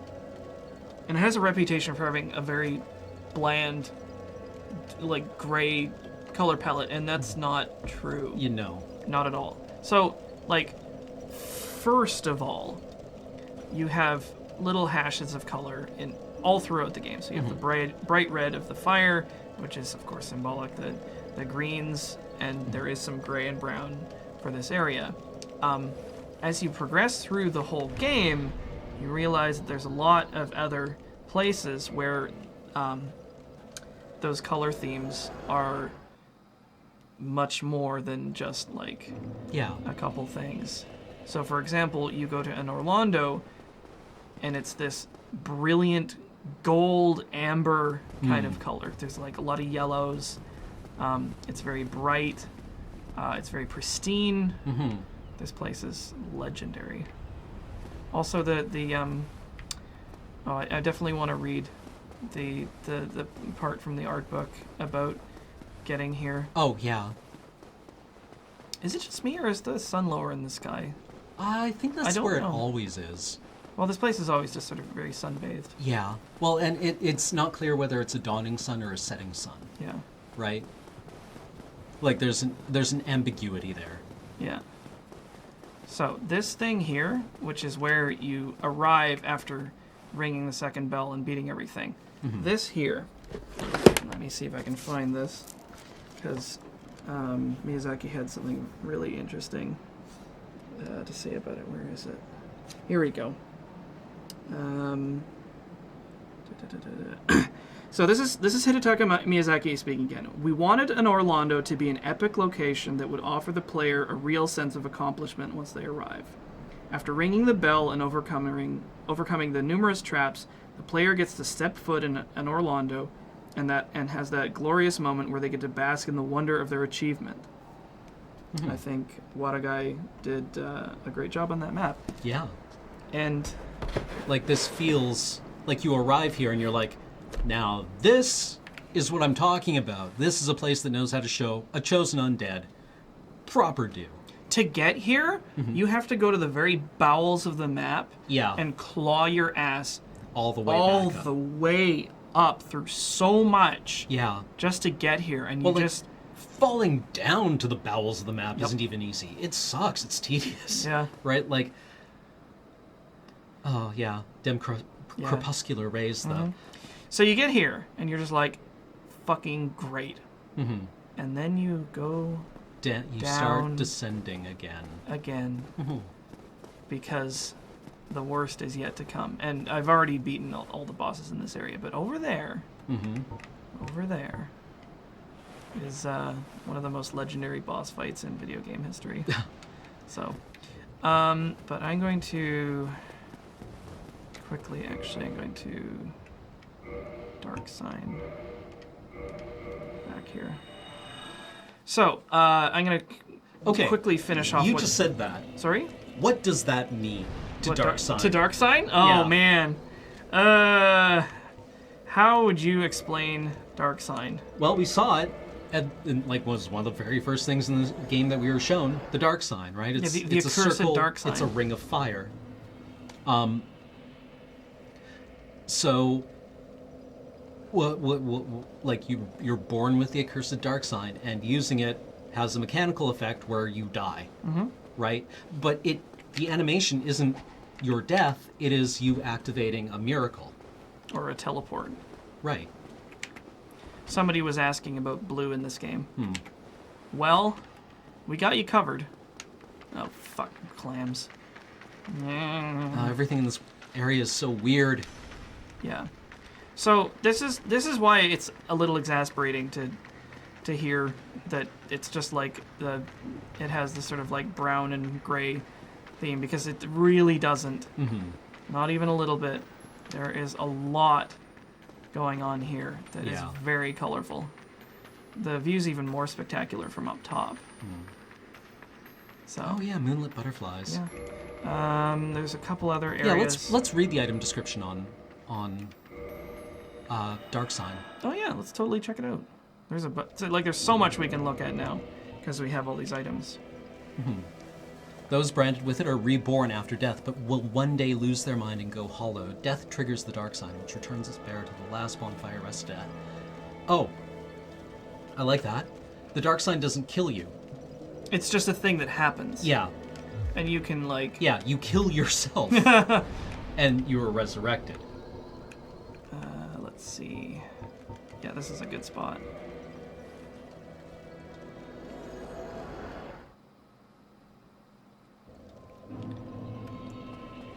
So, yeah. Queeleg sister. It's fine. Dark Sign is actually pointedly not giving up. Yeah, you just stubbornly refuse. You're a turd that won't flush. Yeah, you're a flame that stubbornly refuses to go out. Right? I think the devs have said, I'm not sure if this is canonical or not, but like, your character goes hollow when you delete them. Yeah, or when you leave it. Okay, so, red. Yeah. Is a color that is used a lot in this game. See, there's so many of these areas that are themed around like one color or another. So you see a lot of red and orange in this area. You see even more red in what's it called? Lost Izalith, which is below this area. There's a lot of green in Darkroot Garden. Yeah. So what I'm saying is that like you have the entire color palette that's used. I agree and that each area is like very. I agree that it's stark, but it's not a muddy game. It's not. Yeah, it's not. Yeah, it's not muddy, and it's not artificially like. The bleakness, I think, is a. I think people say it's brown and gray as a bit of a projection from kind of the bleakness of the setting. Yeah, that's a thematic thing. Yeah, it's a thematic thing, not a material thing. Do you know how fucking hard it was to get here? I've never actually gone down. It's so hard. It has great music. Yeah. So here we have like a nice teal and another blue. Yeah, but this is like very Pillars of the World, right? And Ash Lake. right? When I talk about this game, this is one of the very few games I can unironically say is epic. For the actual definition of that word. Yeah. Which has been completely squeezed of meaning by the internet. You know, it's like getting your movie tickets in time is epic. It's like, well, no, never mind.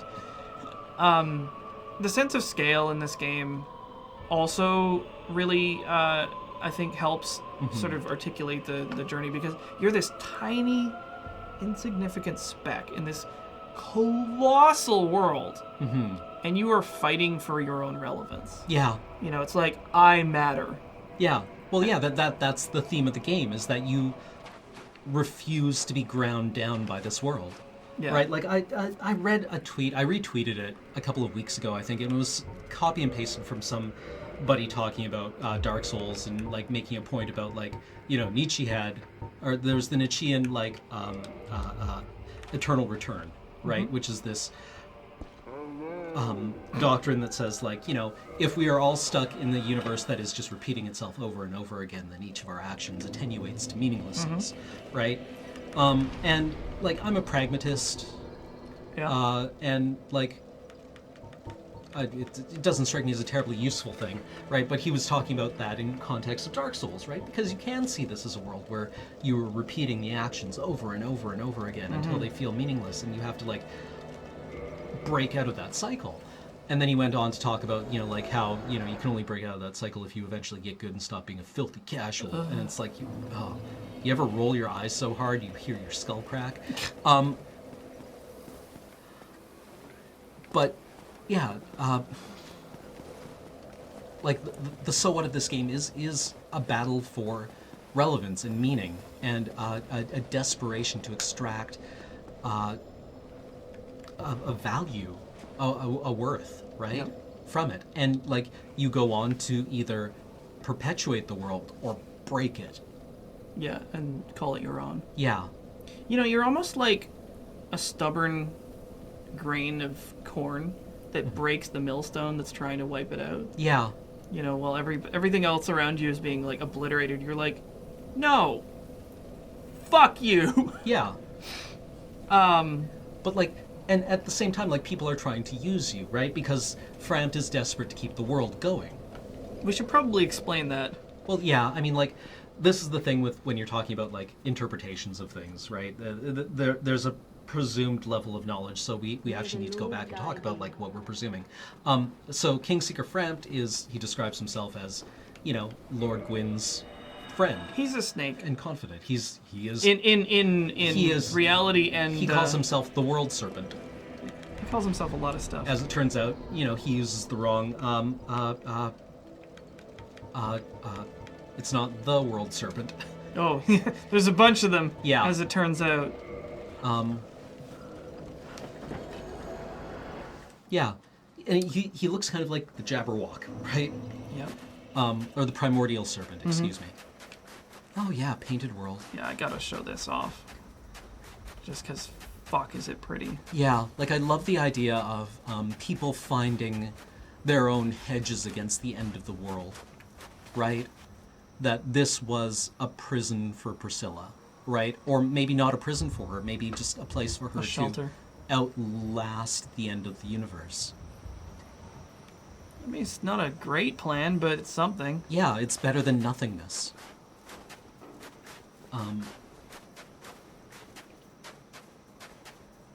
Oh, man.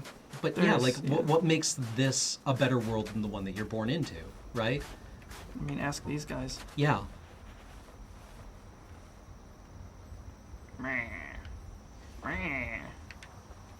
All aboard the corpsicle train. Well, yeah, and it's a shelter for her because she's, like... Shit, actually, I think she's still here. Her actual name is Half-Breed Priscilla, right? And she's part dragon. Yeah, there's a lot of weird characters. I mean, if you haven't killed her, dragons. then she should still be here. I never killed Priscilla. In fact, I've never fought her. I can't do it. No, man. I can't do it, man. That's good. There's some blues in this level. Yeah, don't forget there's, like, a guy who jumps out here. It's fine. Okay. Just This motherfucker right here. Get. Oh, nice ambush. Idiots. Yeah, that would have been great if it had worked. Hey. Goodbye? Lol. Oh, he almost went off the cliff. Yeah, there's... I think we're getting a little sidetracked because there's just so much content to talk about in this game, but, like... There's a lot that, you should just experience for yourself. I love that it's optional to fight this boss because she just, like, I don't want to fucking fight you. And you can just be like, okay. Yeah. Thou must return it whence thou came. This land is peaceful, its inhabitants kind, but thou dost not belong. I beg of thee, plunge down from the plank and hurry home. I mean, I don't think your residents are as friendly as... I like how she says, basically, try jumping. Holy shit, you're right. We should try jumping.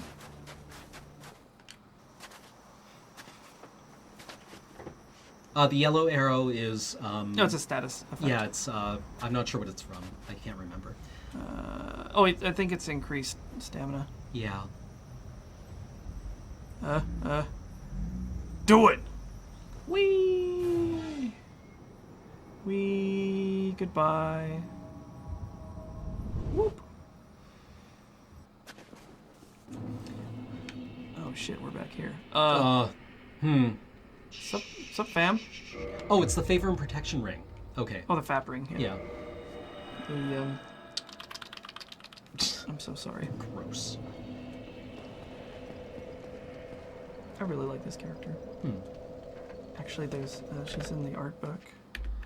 I forget what her name is. Dark Moon Nightus. Yeah. Brass armor set. Yeah. Oh, and that's Framtoff on the right. If you haven't met him yet. Or that might be Kaith. They look the same. Yeah.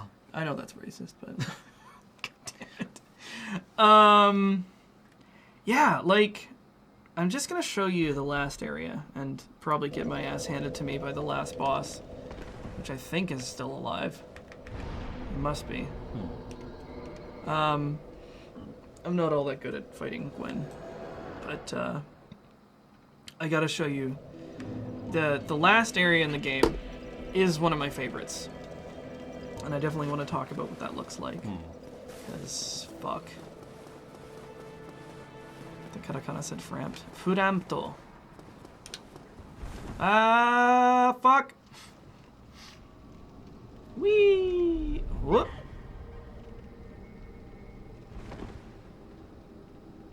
Oh, okay, here we are.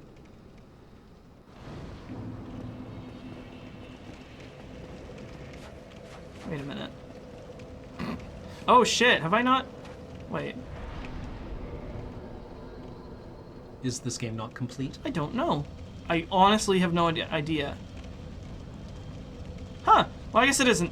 Well, looks like we're not going to space today. I have no idea which boss I haven't fought in this save file. I thought I had fought all of them. And now I have no idea which ones I have and which I don't have. Can you just check to see which ones you... I don't think I can, because they're in the Lord Vessel now. Oh, well. What items do you have? Actually, I should check. I wonder if I have a different save file that might be at the end of the game. It might not be on this, actually. Let's have a look. I might have an end game or something. Are there any diagnostic weapons or items that you pick up? Not really. Level 71. Sanctuary Garden, no. Oh, well. That sucks. But, yeah, I thought that this had more progress on it than I can have a look around, but there's Oh yeah, like, let's check your warps, right? You've got the Abyss. I haven't fought Nito. Oh. Fuck. That's a pain in the dick. Oh, right, because Betrayal is the last one. Yeah. Yeah. Oh, and shit, have I fought Four Kings? You've got the Abyss. Oh, do I? Yep. Okay, that's good. Okay, so Four Kings, Nito, Four Kings, Seath, I've got... Seath, and, no, I've lost it. No, I've had a stroke. But, oh no, not Bed of Chaos! got Daughter of Chaos. Fuck! No, there's no, it's not gonna happen. No. There's no way we can do Bed of Chaos in time. We only have like 15 minutes left. Maybe next time. Because there's so much to do. But I still got to show you basically what was here. Ugh. Fuck. Let's not talk about Bed of Chaos. This game's a flawless masterpiece with no mistakes ever made. But what can you do? Well. Okay. Yeah, we've spat a lot of weird words about. Yeah, but like game. I mean, like I still want the so what, right? Like we talked a lot about like what like why does the game do what it does? Why does it work so hard to accomplish what it tries to accomplish? Right? Like what's the grain there it's going after? I mean, I think it's trying to craft a very particular kind of experience, which I think can be said for any really successful game. And that's actually kind of the crux of what I'm getting at the very beginning, what I said about where video games are going, where for the most part they have been about entertainment, and this one's no different. Yeah. But I used to think that a game, like a video game, had to be fun to work. I don't think that anymore. I think that all it needs to accomplish in order to be valid is to create an experience for the player. Yeah. Well, yeah. And that experience could be an entertaining one. It could be a profound one. It could be a tragic one. Yeah. And we're starting to explore those in spaces. Like, this one is definitely a triumphant one. Yeah. Like I see a lot of like, you experience a lot of media in your life that is not pleasant. Yeah. Right? Like you can have some really harrowing experiences in a theater, or when reading a book, or listening to an album. Yeah. Right? There are experiences that can bring you out, and that doesn't make you tough for doing it, like people who like play Dark Souls seem to claim that it does for them here. But it makes it unusual and interesting, right? It makes it something that I enjoy, actually. And it's not masochistic, because I don't think it's fetishistic. Yeah, I was very mistaken when I first started playing Dark Souls, because I played it, got my ass kicked. I was like, oh, I get it. This is something that people use to measure their dicks against one another on, who can get trashed the hardest. But it got its hooks into me, and I was still curious. I was like, maybe there's more to it. And when I played it, it took me a while, and I was like, oh... And when I finally grokked it, that what I think this game is about is triumph in the face of massive adversity, massive engineered adversity, but adversity that is not spared in any way to make that feeling of triumph really genuine. Yeah. That's why Dark Souls is as hard as it is because when you beat it, through your ingenuity and through... Like, this game's hard but fair, but you utilize your ingenuity and your observation skills and your practice and everything, and you beat ONS, you feel like a fucking $1 million. I've seen streamers who they beat ONS after like a month of trying, and they cry. Yeah. I mean, like, when I beat Artorias the first time, I don't mind admitting that I wept, because it was so hard. Huh. But I finished it, and it was just like this catharsis. And for a video game to achieve that and give me that experience, it was not altogether pleasant. Yeah. But I was like, holy shit, that felt really, really sincere. That was a big feel. That was an experience I enjoyed having. Right? And not a lot of games will go that far. And I wouldn't expect many to do so, because I don't always want to feel like I have to throw up after beating a boss. Yeah. Sometimes I just want to kill a little bit of time. But this is a game that offers that sort of experience for those who are interested. Dan Prime from Extra Credits said that, like... Dan Prime? Yeah, because there's, like, 4 Dans? No, Dan... Yeah. There's a bunch. Pharmacist 3. Judge, welcome back. Thank you very much. Months. 15 months, Pharmacist Judge.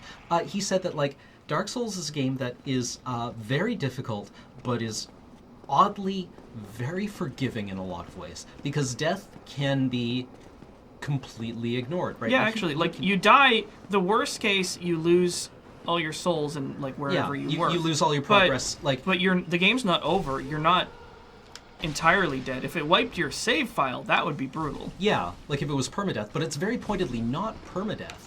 It's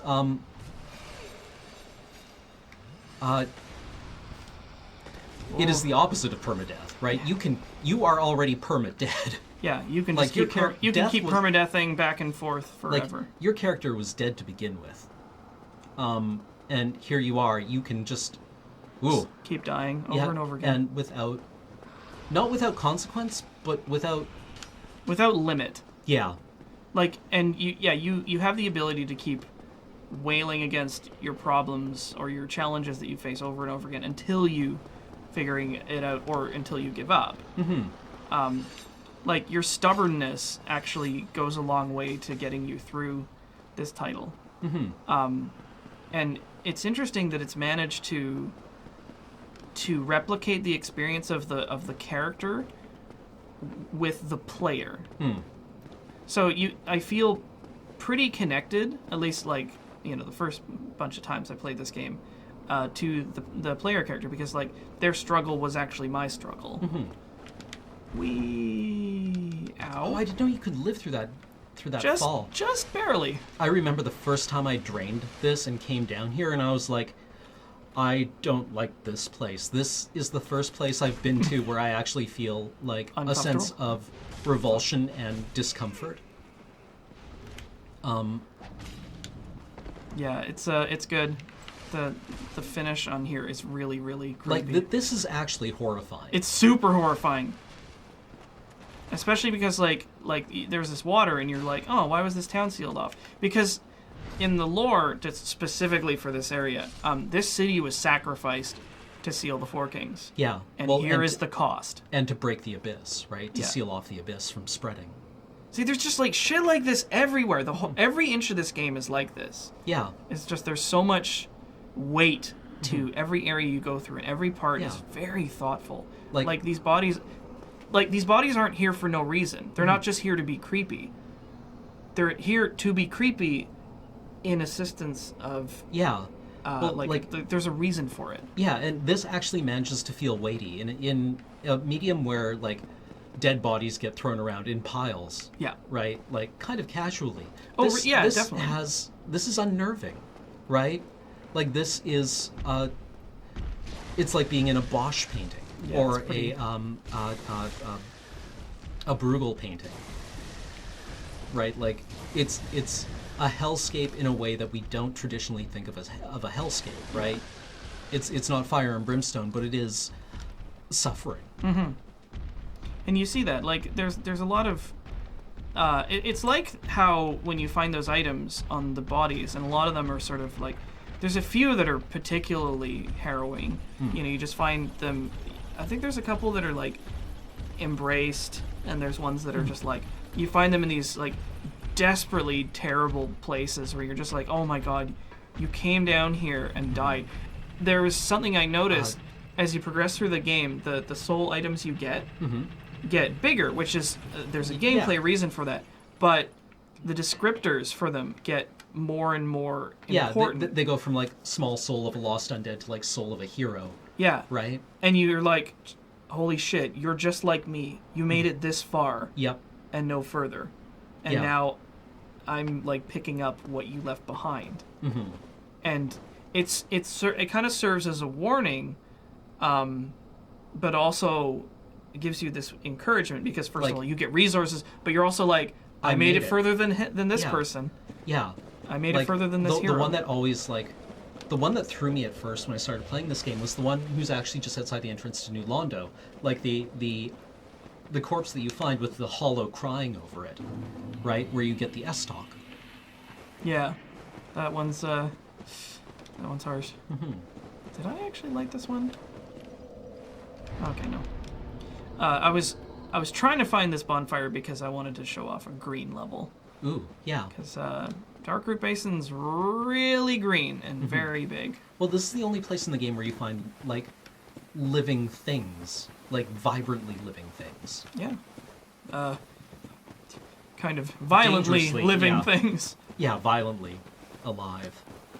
But it's not even that far, and it's really easy to forget that this place exists, right? And that there is a life outside this kind of like seemingly endless bleakness that the chosen undead fights their way through. It's just like, you know what? This is actually not so bad. Yeah, and like you meet characters who have come to Lordran from other places, and they always tell you like, I can't wait to go back. Yeah. Right. They're like, this place sucks. Yeah, like I this, hate it here. Yeah, and you think with like Petrus and his companions that they're just being kind of like dickheads, and they are, but they're also like, they don't like it here. It's like we need to get the fuck out of here. Yeah. This place is bad juju. Yeah. No bueno. Oh yeah, Sif. The Sif fight is like Oh. it's a lore intensive feels fight. Yep. Right. There's like a couple. There's a bunch of those actually. Yeah. And yeah, the idea that you were always like, I guess the subtext there is that you have always been Artorias, right? Or not Artorias. God, I've forgotten my words. Mm-hmm. Right.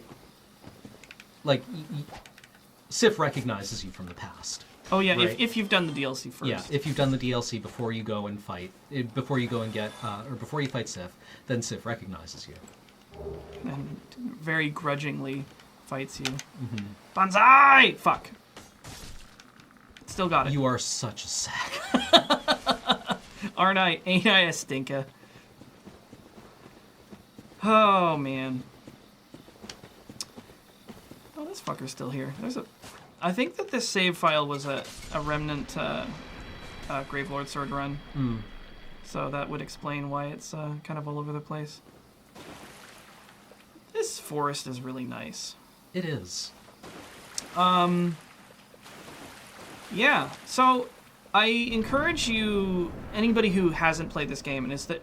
The fuck? Hey there, limpy boy, floating on the breeze, so fancy free. What just happened? What the fuck just happened? Oh no! I broke it! We made it to the sub-ocean. We did. Oh wait. Oh, no, it's changing. It's getting different. I think I see a floor coming. I wonder if it'll be our friend. Yes! Got there. It was! Astral Apache has just subscribed for the 15th month. Thank you very Welcome. much, Astral Apache. That was weird. I was gonna say something, and now I've forgotten what it was. Yes, if you're sitting on the fence, I encourage you to pick this game up and try it. Like, it's not easy, and we've explained why it's not easy, and that's a kind of a core principle of the game, and I would never want it to be easier because... Yeah. Well, I think it's interesting that Miyazaki has said in interviews recently, like, maybe we should add an easy mode to it for people who want to experience, like, the story of the game and not get their ass kicked by it. Yeah. And... Yeah. There's an argument to be made there, but I actually honestly think that there's an argument to be made against it. Yeah. Which is weird. I can see both parts of it. And you know me, I hate the idea of gating things. Oh, yeah. Against people, but all the same, I think that a large part of why this game felt special and felt important and just like was so memorable was because of what a struggle it was. Yes.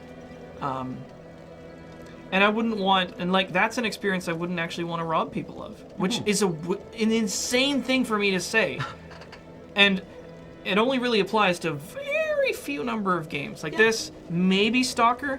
Stalker you probably don't need to play on its highest difficulty to get the experience out of it. But this one I think it's important. My joke about this is like, the easy mode in Dark Souls is just a camera that fucking works. Just works. Yeah, but yeah, like I encourage you to give it a shot. It goes on sale pretty regularly. Yeah. See, now everybody's gonna think we're a shill for FromSoft.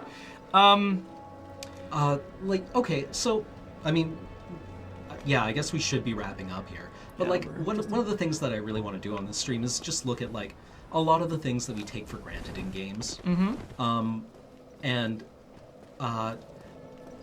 I love Dark Souls because it feels like it doesn't take anything for granted. It really doesn't. Everything about it is so thoughtful. And I mean, like, and you can see that. Yeah, like I'm sure there's some careless things here that we aren't really mentioning or thinking about, or that we actually just accept. Yeah, But it's not perfect, but like, if we, I'm going to use the A word here, if we want to talk about games as art, and I think like there's definitely an argument to be made, I think it's actually kind of like insane not to think of them as art. Yeah. And again, that's a term that we need a definition for. We need to talk about like how they work, right, and what they do, and a big part of that is looking at the way that they work in a way that we don't see, right? Because a lot of what makes reading old stories interesting are for the things that the author took for granted that we no longer take for granted, right? And like they when stick out like a sore thumb. Yeah, like when you go back and read Don Quixote, Cervantes wanted you to see, like, Quixote is supposed to be a clown, right? Like, he was supposed to be... James Honor! Hey, James Honor, 2 months. Like, Quixote was supposed to be Homer Simpson, right? Like, you were supposed to laugh your ass off when he tilted at the windmills, right? And now we don't... We see him as being, like, a very kind of, like, pathetic, noble character, right? Interesting. And that was something that was kind of, like, coded into the text. Or like something similar like Falstaff for Shakespeare, right? The old drunk knight, right? We see him as being kind of very like sad and having this odd nobility to him, and the way that he gets discarded is very like horrible. But again, he was basically Homer Simpson.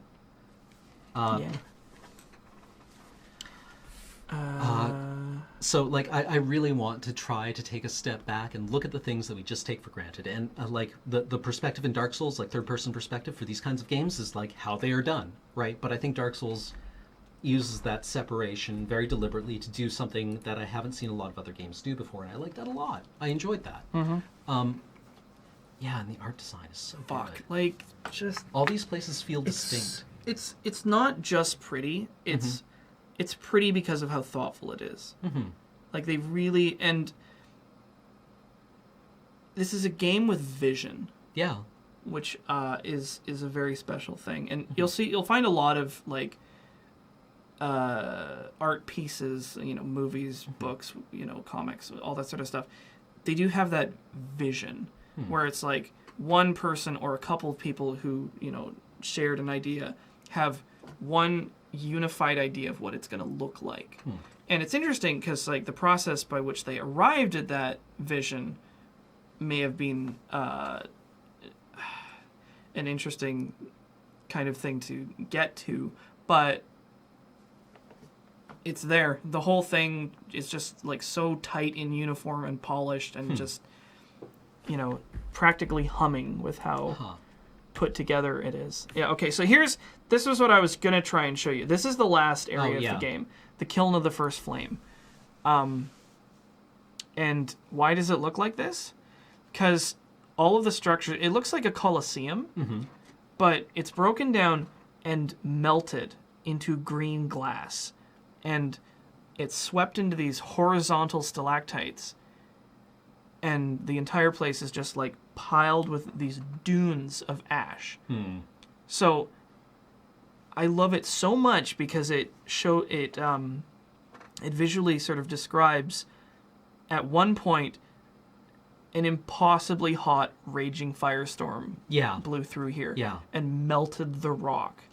And it's now cold and dead at this point, but at one point this was so hot you can't believe it. So yeah, like that. Yeah, that's wonderful. That's beautiful work. Right? I know, right? And here's Gwyn. What an ugly fucker. Yeah, like hollow for eons. Just waiting for somebody to be his next fire log. This goddamn dragon. He looks kind of like candy corn. Actually, that's a drake. Thanks, Tips. That's a dragon. It was a dragon. Me, me, me, me, me, me, me, me, me, me, me, me, me. Obvious joke ahead. Try wielding with both hands. Oh God. I'm sorry. There's so much to go through in this art book. It's really magnificent. Here's that statue you were talking about. Yeah. So there's that one, and then that one. Here's the bell. Yep. You know, they came up with this design, these like reliefs. I don't know if all of these got used. But like just these locations have this very distinct look to them. Here's a couple of mechanical ideas. Yeah. Oh, that's a very good point, Asenath. When you hear people talking about Gwyn, they always call him Lord of Sunlight, but over his health bar at the end, it's Gwyn, Lord of Cinder. Yeah. Right, and that's using like a mechanical element of the game to tell story, right, to convey information. Yep. Here's like a thing that they scrapped from it. Like originally, this is the battleground for Iron Golem. Iron Golem, and I think they were going to have these little projectors shoot stuff at you. But I guess they went with the same idea, but more interesting because there's that golem that's like hucking fire bombs at you the whole time.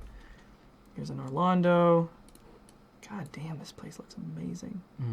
You know what? It's cool because it looks overdone deliberately because this place is an illusion. Yeah. So it spoilers. Looks, it looks more extravagant than a real place could be. This always shows up in Imaginary Cities, which is a Twitter feed I follow. He posts pictures of Anne Orlando whenever he talks about like video game cities. I love the little character silhouette in bright red so that they stand out and you can tell. Scale. The scale is very important to this. So you keep seeing. Oh, here's another one of Kiln of the First Flame. You can see the ash dunes. Oof, what a haunting place. So here's a bunch of the characters. Yeah, like Ingward and whatever the hell his name is, the merchant. Yeah. These guys are fucking disgusting, just FYI. Yeah, no, I don't like them. I do not like them at all. Which means they work as like a design. Oh, by the way, this is what Oswald looks like under his helmet. Oh. What a creep. Yeah. Well, he's got that hideous laugh. It's like, fuck.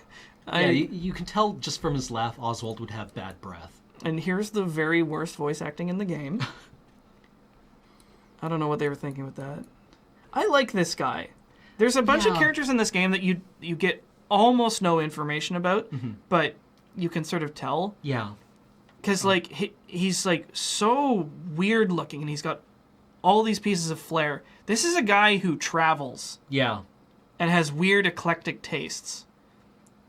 And I think the stuff that he sells kind of supports that theory, where and he's also a scavenger because he sells like boss armor. Yeah, he does. Like after you've killed a boss, you can go and buy their armor from him, and you're like, "Where did you get that?" And he's like, "I found it on the ground. Do you want it or not?" Please observe all the different hats, the different prototypes for Logan's hat, and the overlay of where his hat actually sits. Yeah, and his underpants when he goes nuts. Okay, like. I love the fact that amid all these drawings of the different like costumes and armor sets, there's a diagram for how the loincloth works. Oh yeah, I think that's coming up next. But first we've got Dusk, who looks so cool. I love her design so much. I always go up to her and be like, like just, no, it's not level. Your hat isn't level. Sadness ahead. Kirk. I love the design on... on Lautrec's armor? Okay. How he's embraced? Yeah, because his goddess that he worships... Velka, is it? Not Velka. Not Velka. Whatever it is, she's very covetous. Yeah. And so she like, his armor looks like, it's like, no, this is mine. Yeah, it has arms wrapped around it, right? And the hands are on his back. And also, if you take off the ring that he wears, it shatters, right? Because it's... like, well, fuck you. Yeah, it's faithlessness. Yeah. Fina? Is that the goddess? Vina, maybe? Havel the Rock, who looks exactly the same in the game as he does in his concept art. Wearing his armor made of stone. And just like, oh, God. You want to, like, articulate strength and like invulnerability. Yeah, indomitable invulnerability in a visual design. You're like, oh, shit. And just like this huge weapon that he just flattens you with. Yeah. Well, unless you parry it. Yeah. With your knife. Then you kill him. Okay. This is one of the only things I don't like. I really fucking hate this shit. I think now it's just because I have an association of being killed by That's probably it. It's the troll costume. Yeah. And it looks like a dirty Q-tip. Yeah. I don't understand. And they have it in every game and it always looks stupid and the invasion assholes always wear it because it looks stupid. Whatever. And then Tarkus. who's just like. You Yeah. find his suit and presumably his Yeah. body before a Painted World. Yeah. We fought this guy. Yeah. In this version. Wait. Yep. Spit on the ground. Somebody let the dogs out. Oh, you want to talk about... Oh, God. So this is really Does great. anyone have the link to me seeing this guy for the first time? I watched that. It's really great. I love... So in here you see the sort of breakdown of all the pieces of this very complicated monster and how it behaves. And you see the little arrows sort of showing how, like, the fold back mechanic and the fold forward mechanic. So, like, all of this that we're seeing here, like, this is just such thoughtfulness. You know, it's like, okay, how do we make this scary and weird looking and, you know, like, kind of frightening? A lot of the bosses kill you in this game just by pure intimidation. Yeah. Well, like, I mean, the one thing that kills you in Dark Souls is getting freaked out, right? Yep. But, like, what's the story being told, right? Like, we say it's thoughtful.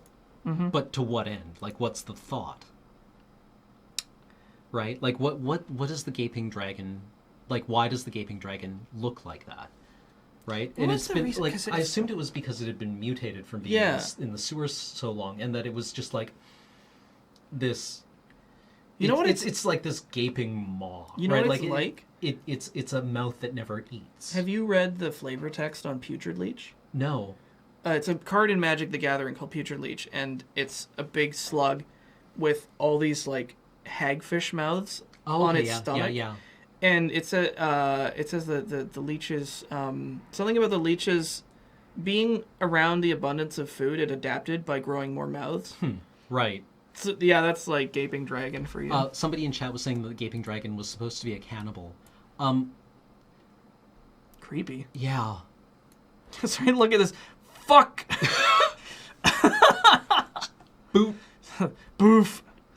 I like all the little guys being grappled, and you can't quite tell where its arms and legs are and how it's moving.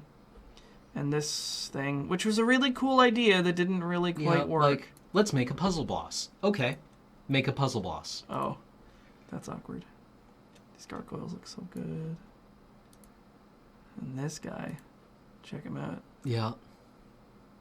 Big and like lumbering and yeah. Check him out. You ain't never seen him like this before. What? Like, Here comes that boy. Hit that boy. I love that there's so much, like, said with this armor because it looks kind of extravagant, but also practical. It's kind of like someone with a long-ass career of slaying dragons could afford something this ridiculous. Yeah. Because it's like, you know what? I'm a big fucking deal, and I'm going to wear armor that says I'm a big fucking deal. Yeah. So when you get served by me, you'll will know who did it. Who it was. Because my name. Yeah. Smo is the same way, along a sort of different axis. Like, he has this really creepy look. Like, yeah. Is that his head in there? And is this just like a mask on top of his head? Yeah, like a crest. You know, to just, like, really disorient you. Like, he has this, like, cartoonishly tiny, grinning, shit-eating face. Yeah, but it's like cherubic, right? It's really, really upsetting. And then the contrast between these two is, like, what makes that boss fight amazing. And then I never fought Gwendolyn. Oh, he's a bastard. Yeah, I hear he has, and very interesting things going on. This is the sort of Japanese trope of a young boy raised as a woman. Right. That's a whole lot to unpack and probably a different stream entirely. Yeah, problematic fave? I don't know. Maybe. I don't know. There's not a lot said about him in the game, but like you have to go through a couple of secrets to find him. Yep. And then you can join his fan club too. Yeah, then you mow him down with a bow, or he mows you down with a bow. Yep. So yeah, there's what's it called? Seath, the Scaleless, and here's the Hydra. Oh shit, that's what it looks like underneath. I've never seen this before. Neat. That's actually the entire Hydra. Yeah. I mean, you never see this part, but it's just like they thought about it. So, Jesus Christ, how horrifying. Yeah. He looks shaggy. He does. Did you know he has a grab attack? I had not experienced that he before. He almost never uses it, but I was watching Milt fight Nito, and he was just like, what? I was like, Jesus. That's scary. Hardest boss in the game right here. Oh, Pinwheel? Yeah, no. Ah, man. Oh, somebody pointed out. The Ash Lake Hydra is one of the red frogs from Darkroot Garden. No. It's got the flat crest. What? That's creepy and weird. Four kings, or one of four kings. As it turns out, they're called four kings, and you get used to the idea that they're four kings. And then there's a fifth one spawns. And you're like, you lied to me. You lied to me. You this lied game was to hard, me. But I wasn't You expecting you lied just to lie to me. I love this design. Like, it's so...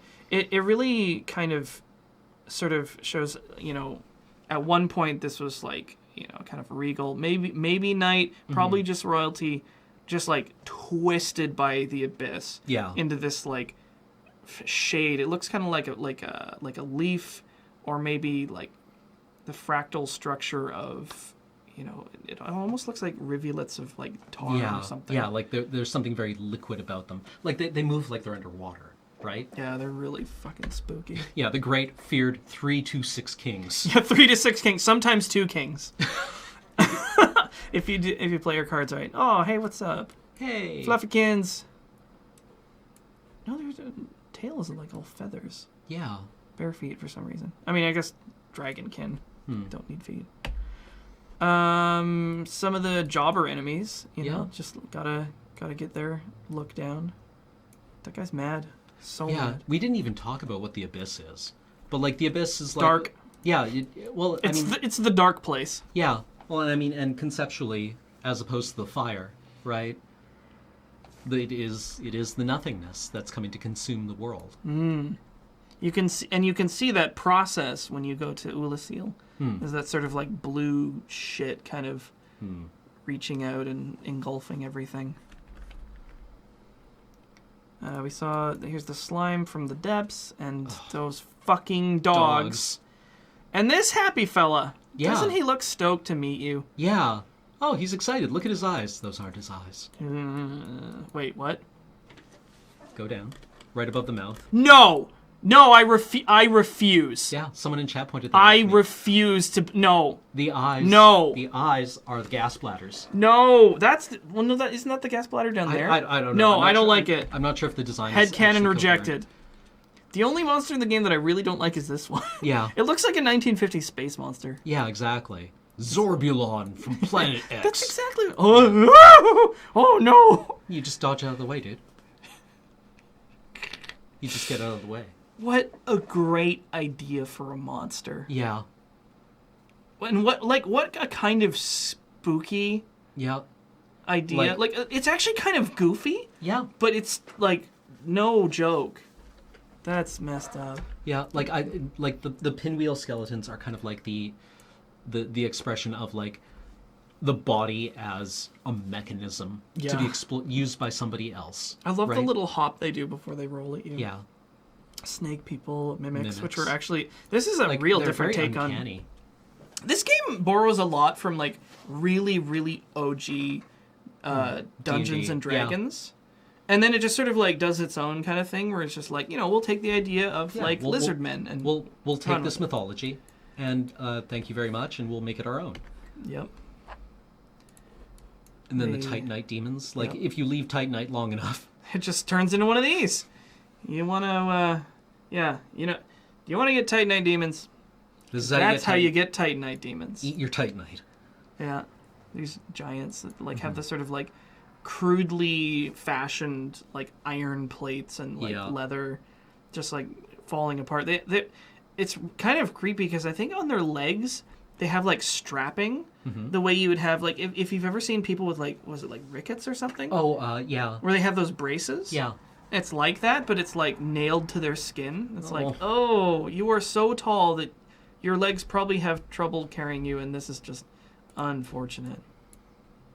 I like the scale there. It's just like, hello, I'm here to stop you. It's like, oh yeah. And the harpies from Painted World? Yep. Stupid sexy harpies. These are really great uniforms. These look like, in the context of the game, they look really foreign. Yeah. And there's probably a reason why they're hanging out near the painted world. Well, they're the painting guardians. Yeah, painting guardians. And it's like, these guys look really not in step with all the rest of the design. I think that's deliberate. You know, they have that otherworldly look. These gross weirdos. Ugh. Brainhead. And his cousin Brainback. And we'll hit you no matter where you are. Their wings come out of the small of their back, not their weird. Shoulders. Oh, that's interesting. That is gross and weird and different. We have here the... Dark Wraiths. Yeah. Dark Wraiths. Dr. Raven Dark Talon Blood. Sounds like the kind of group you would join on like Dead Journal or something. Yeah. Well, it's the name of the guy you expect to get play of the game playing Reaper. Dark Wraith. Dark Wraith. Oh man, I could just like go through this for ages. Yeah. I mean, I don't know how many pages are left, but I do kind of want to show you. Well, we have this opportunity. I like the sort of silhouette that they came up with for the clamps. This is a weird monster. And they're a big pain in the ass. Yeah. It's like walk towards you. I like these ones. Oh, yeah. Like shades of Hayao Miyazaki with this one. Just like... And when you find these guys for the first time, they're lying down in the forest. And once you aggro to them, they're like, well, time to get up. I'm gonna do my job. I'm gonna fuck you up. And they're slow, and they have 1 million hit points, and their defense is so high. Yeah, and then they do that miracle... Yep, that makes you not able to move. What's her name? The mushroom people. What's the cat's name? That one, the little one there is Elvina? Yeah, Elvina, yeah. Elvinia, something like that. But hey, I love mushroom people. I like the mushroom people. Here's have you ever met one of these? Yes, I have, once. So have I. This might be the rarest creature in the whole game. Well, okay, so from what I understand, they spawn where somebody died who was carrying a fuck ton of humanity. Yeah? I think that's what they are. If you die carrying like a lot of humanity, there's a chance that one of these will spawn in somebody else's world. Sir Magic Toast. Magic Toast is it's a weird little red crab with this strange like laser attack or something. And the first time I saw him, I was like, what in the fuck is that? Yeah. And they only ever spawn, I think, in Darkroot Forest? Oh no, I've seen them in, I saw mine in Anne Orlando. No shit! Yeah. So they might show up anywhere, but they're supremely rare. So that's pretty wild. Oh, people are saying there's a couple of different ones. They're different color ones. Oh. The hostile ones spawn when someone dies with humanity. Oh, and if you drop a valuable item and just leave it, it'll just turn it. It's like a hermit crab! Holy fuck. So here we are back at the character class outfits, you know. The Dragon School at Vinheim. Yep. I fucking love in this game that the male and female versions of these costumes are basically the same. Yep. There's a couple of... Yeah, there's no boob windows. Yep. Yeah. It's so fucking nice that they do that for once. It's just like, you know, here's what the men look like in it, and here's the women look like in it. Yeah. And it's the same outfit with the same protection, the same fucking armor. Yeah. You know? Not 80% less clothing for no reason. Yep. Well, not no reason, but because, like, people can't keep their hands out of their pants sometimes. Right, yeah, no, and I found one on stream once, right before Gaping Dragon. Yeah? Yeah. Nice. Oh, yeah, this is what you were talking about. Okay, so here's how the loincloth actually works. They thought about this! TOS? You know, probably not. They're wearing clothing. But we will skip past that. Yeah. This is the ninja? No, that's the thief. Thief? Yeah. Look at the buckles. The buckles, little detail on the... Is that like a pull or something? Some sort of thieving stuff? Yeah, because it comes over the top of the hand to wrap around the wrist. I'm not sure what it does. Mm-hmm. Yeah, these two cleric outfits. You see, there are differences between them, but there's not much because, like, it doesn't need to be. Dragon mode. I've never gone dragon mode in the game. It's silly. It's very silly. And then this guy, there's one of him. This guy's an enigma. There's one of these guys in fucking not Sen's Fortress, the Duke's Archives. Duke Archive, right? Yeah. And I don't think he has any story attached to him. Well, he's wearing paladin armor, right? Yeah, That's... you find this set with the crystals growing out of it, and it does. I don't think the description says a lot about it. It's just like some poor bastard, probably like yourself, who went there and got infected with crystals. Yeah.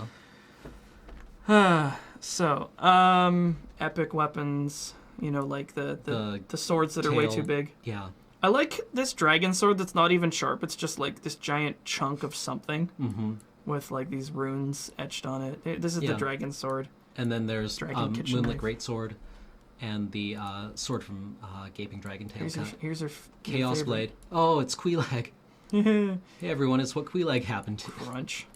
You're moving in, Queelag. Ah! Oh, the dragon bone fist that looks like popcorn. Oh, yeah, or a tooth. Biff. I think this one's called Grant. I don't think I've ever gotten this one. Demon weapons, demon spear, just big old chunks of stuff. One game I'm going to have to take black... Take back? No, take the black fire bombs and get the Asylum Demon Hammer. Yep. So here's that spear. Yep. We were talking about. And he does that attack on you, right? Yeah, he grabs it and like shoves it into you. But I also like the idea that he would that the crossguard is also a place where you can plant your foot, just like drive it right in there. Oh, and the Tomahawk cruise missile launcher. I don't know if they ever used this asset, but the idea of the like quiver for your dragon bows or dragon arrows. Yeah, Gwyn's big old sword. I like that his sword is meant to have a very like plain look to it. Yeah, well, it looks like it's from an older era, right? Yeah. Like it looks like it's very straightforward, but still like just. Well, it looks like a Roman gladius, a bit, right? Only like 10 times the size. Yup. And on fire. Oh, these all look so good. Oh yeah, the Black Knight weapons and the Silver Knight weapons. Yeah, like the really important ones are the ones with a lot of history and kind of gravitas behind them have like all this elaborate scroll work on them. But I just love why Black Knights are black. I know. Why don't you tell them? Black Knights used to be Silver Knights until they were scorched by the kiln of the first flame. And then they turned black. When they accompanied Gwyn into the fire of the first flame. So she just called them Sooty Knights. Yeah. Retempered Knights. Here are the catalysts, which are I like this a lot. Because normally in Magic, it's a holy symbol, right? Yeah. For divine magic. And the sorcerers in the game, they'll use like staves, which is a really traditional icon for spellcasting. Or like a wand. Yeah, or a magic wand. These catalysts are just like these weird little bundles of fabric, sometimes fancy or sometimes less fancy. And they have this weird look, it looks like a totem or like a juju or something, which is cool. This is interesting. Like this catalyst has the same design as that's Gwendolyn's. Gwendolyn does. So that pattern is mirrored. I've never seen this one. That's Moonlight Butterfly Shield. Oh. Yeah. Is it any good? You can throw it. Fair. Look at all these shield designs. See, they're pretty simple. You know, they're nicely not like I like. The stuff that's extravagant is like extravagant for a reason, and or Guinevere, sorry. Yeah, and some stuff is just like really kind of not industrial, like utilitarian. Yep. And very straightforward, or maybe like made by somebody who didn't have a lot of artistic skills. Like, here's my spider shield. Yep. Well, I mean, what does it do? It's made of spiders. Yeah. Ah! Well, I mean, like a lot of the shields look like they're the kind of equivalent of like somebody's van, right? Where you have the mural painted on the side of somebody's van. This is unused assets. So like locations that they maybe didn't get around to, but obviously like took ideas from. Like here's like a Venice area that they thought about using and never did. Artorias still made it into the game as a boss. And then just like these, various other characters that just never came of anything. Yeah. This guy looks interesting. Yeah, I wonder what that guy would have been. I don't know. I like this helmet. I kind of like the faceless one with the serpent on the top. Yeah. Bear Force 1. I don't know what that is, but I'm glad it didn't show up. That looks like a kobold. What do you want to bet it's 15 feet tall? I was thinking 2 feet. Like 10 of them rush you and like chop your knees off. This is interesting. Like they had a couple of the like Eastern style items in the game, but there's only one character who's like from the East, Shiva. aka Fantasy Japan. Yeah. Shiva, but they didn't have. Well, and Shiva's bodyguard as well. The ninja. Yeah. Like the like stereotype ninja in the black outfit with like the headband, just like ninja vanish. Apparently there was going to be a subplot where Shiva steals Chaos Blade from you. Oh yeah, I heard about that. I like this. Like, what the hell is this item? I think that's probably what the it lizards looks important. hatch from. So, and this is the last page, and this is the a poster that you could get, and it had all the character classes. Rad. Oh man, I love Dark Souls. Yeah. So I hope this was illuminating about some of the reasons why we think that game is as good as it is. Yeah, and hopefully this has also been a good introduction to what we'll be doing on Talking Simulator. Yeah, we're going to be talking about, as I said before, a lot of different kinds of games. Some that are more traditional video gamey titles. Some that are in the like walking simulator kind of genre, which we went with this name because it was so clever we couldn't use it. Yeah, or we couldn't not use it. Yeah. But I mean, I to put all the cards on the table, I actually think like walking simulator is it's a very dismissive kind of condescending title to go to. As non-game devs, let's take it back. Yeah, pretty much. So we'll be talking about games like that, and then like other games that we think are successes in certain ways. Maybe even some games that we think are interesting failures. Yeah, I think interesting failures are a lot of fun to talk about. I mean, like, I don't like crapping on things, but like I thought our corrector's commentary about Prometheus was actually fun to do. Yeah, I was super stoked to do it, and I point to people, or point people to it when I want to talk about it, because I'm just like, I know you're trying to tell me that Prometheus was a good movie and had all these promising things, but before you do that, please watch us, eviscerating it for 2 hours. Yeah. Oh God, that movie. Disappointing. But it was. Anyway, watch the podcast and we'll talk about it. We could be here for hours. Anyway, thank you very much for joining us on this inaugural Talking Simulator. We'll be back. Yeah, I'm Alex, and we'll be back next week with a different game. So I don't think we've settled on it yet, but we'll. We've got a list. Yeah, we've got a list. We'll tweet it out. We're going to like talk about what we have a lot to talk about. So, yeah. This stream is supported by you. Thank you to all our new subscribers. You did this. And all our returning subscribers who make this show possible. If you do not want to subscribe to us here on Twitch, you can also support us on our Patreon at www.patreon.com/loadingreadyrun. And if you don't want to, that's also totally fine. Our content is always free. We will never have to pay anything to watch any of our content, and it is all available at our website at www.loadingreadyrun.com. And then we'll be back tomorrow night with AFK. Good heavens. Yeah, we'll be playing some tabletop games. Hey! Yeah. Have we said what it is yet? I don't know if it's on the official calendar. I'm sure somebody will point it out. Well, it'll be exciting. I'm never good at knowing what we've communicated publicly or not. So I'm not going to spoil it in case it's still a secret, but it's probably not. Hero Quest? Hero Quest. Rad. Oh shit, am I on that? I'm so hyped for Hero Quest. Oh boy. It's gonna happen. Okay. All right. The Corrector's Commentary podcasts are on our website at www.loadingreadyrun.com. Arclight Dynamo. Okay, has linked to it. So thank you. And if you still feel like watching more streams, please check out any of the associated Loading Ready Run streams. Our friend Jordan right now is streaming at twitch.tv/ Show him some ham. RayFK. But first, before you go, we're going to run an ad. If you want to watch the ad, we'd really appreciate that. It's how we eat. But otherwise, go F-bomb JoJo. All right. JoJo? Or any of our other related friends. JoJo, yeah. JoJo? It was based on a typo. That's weird. Kate. All right. Bye. What the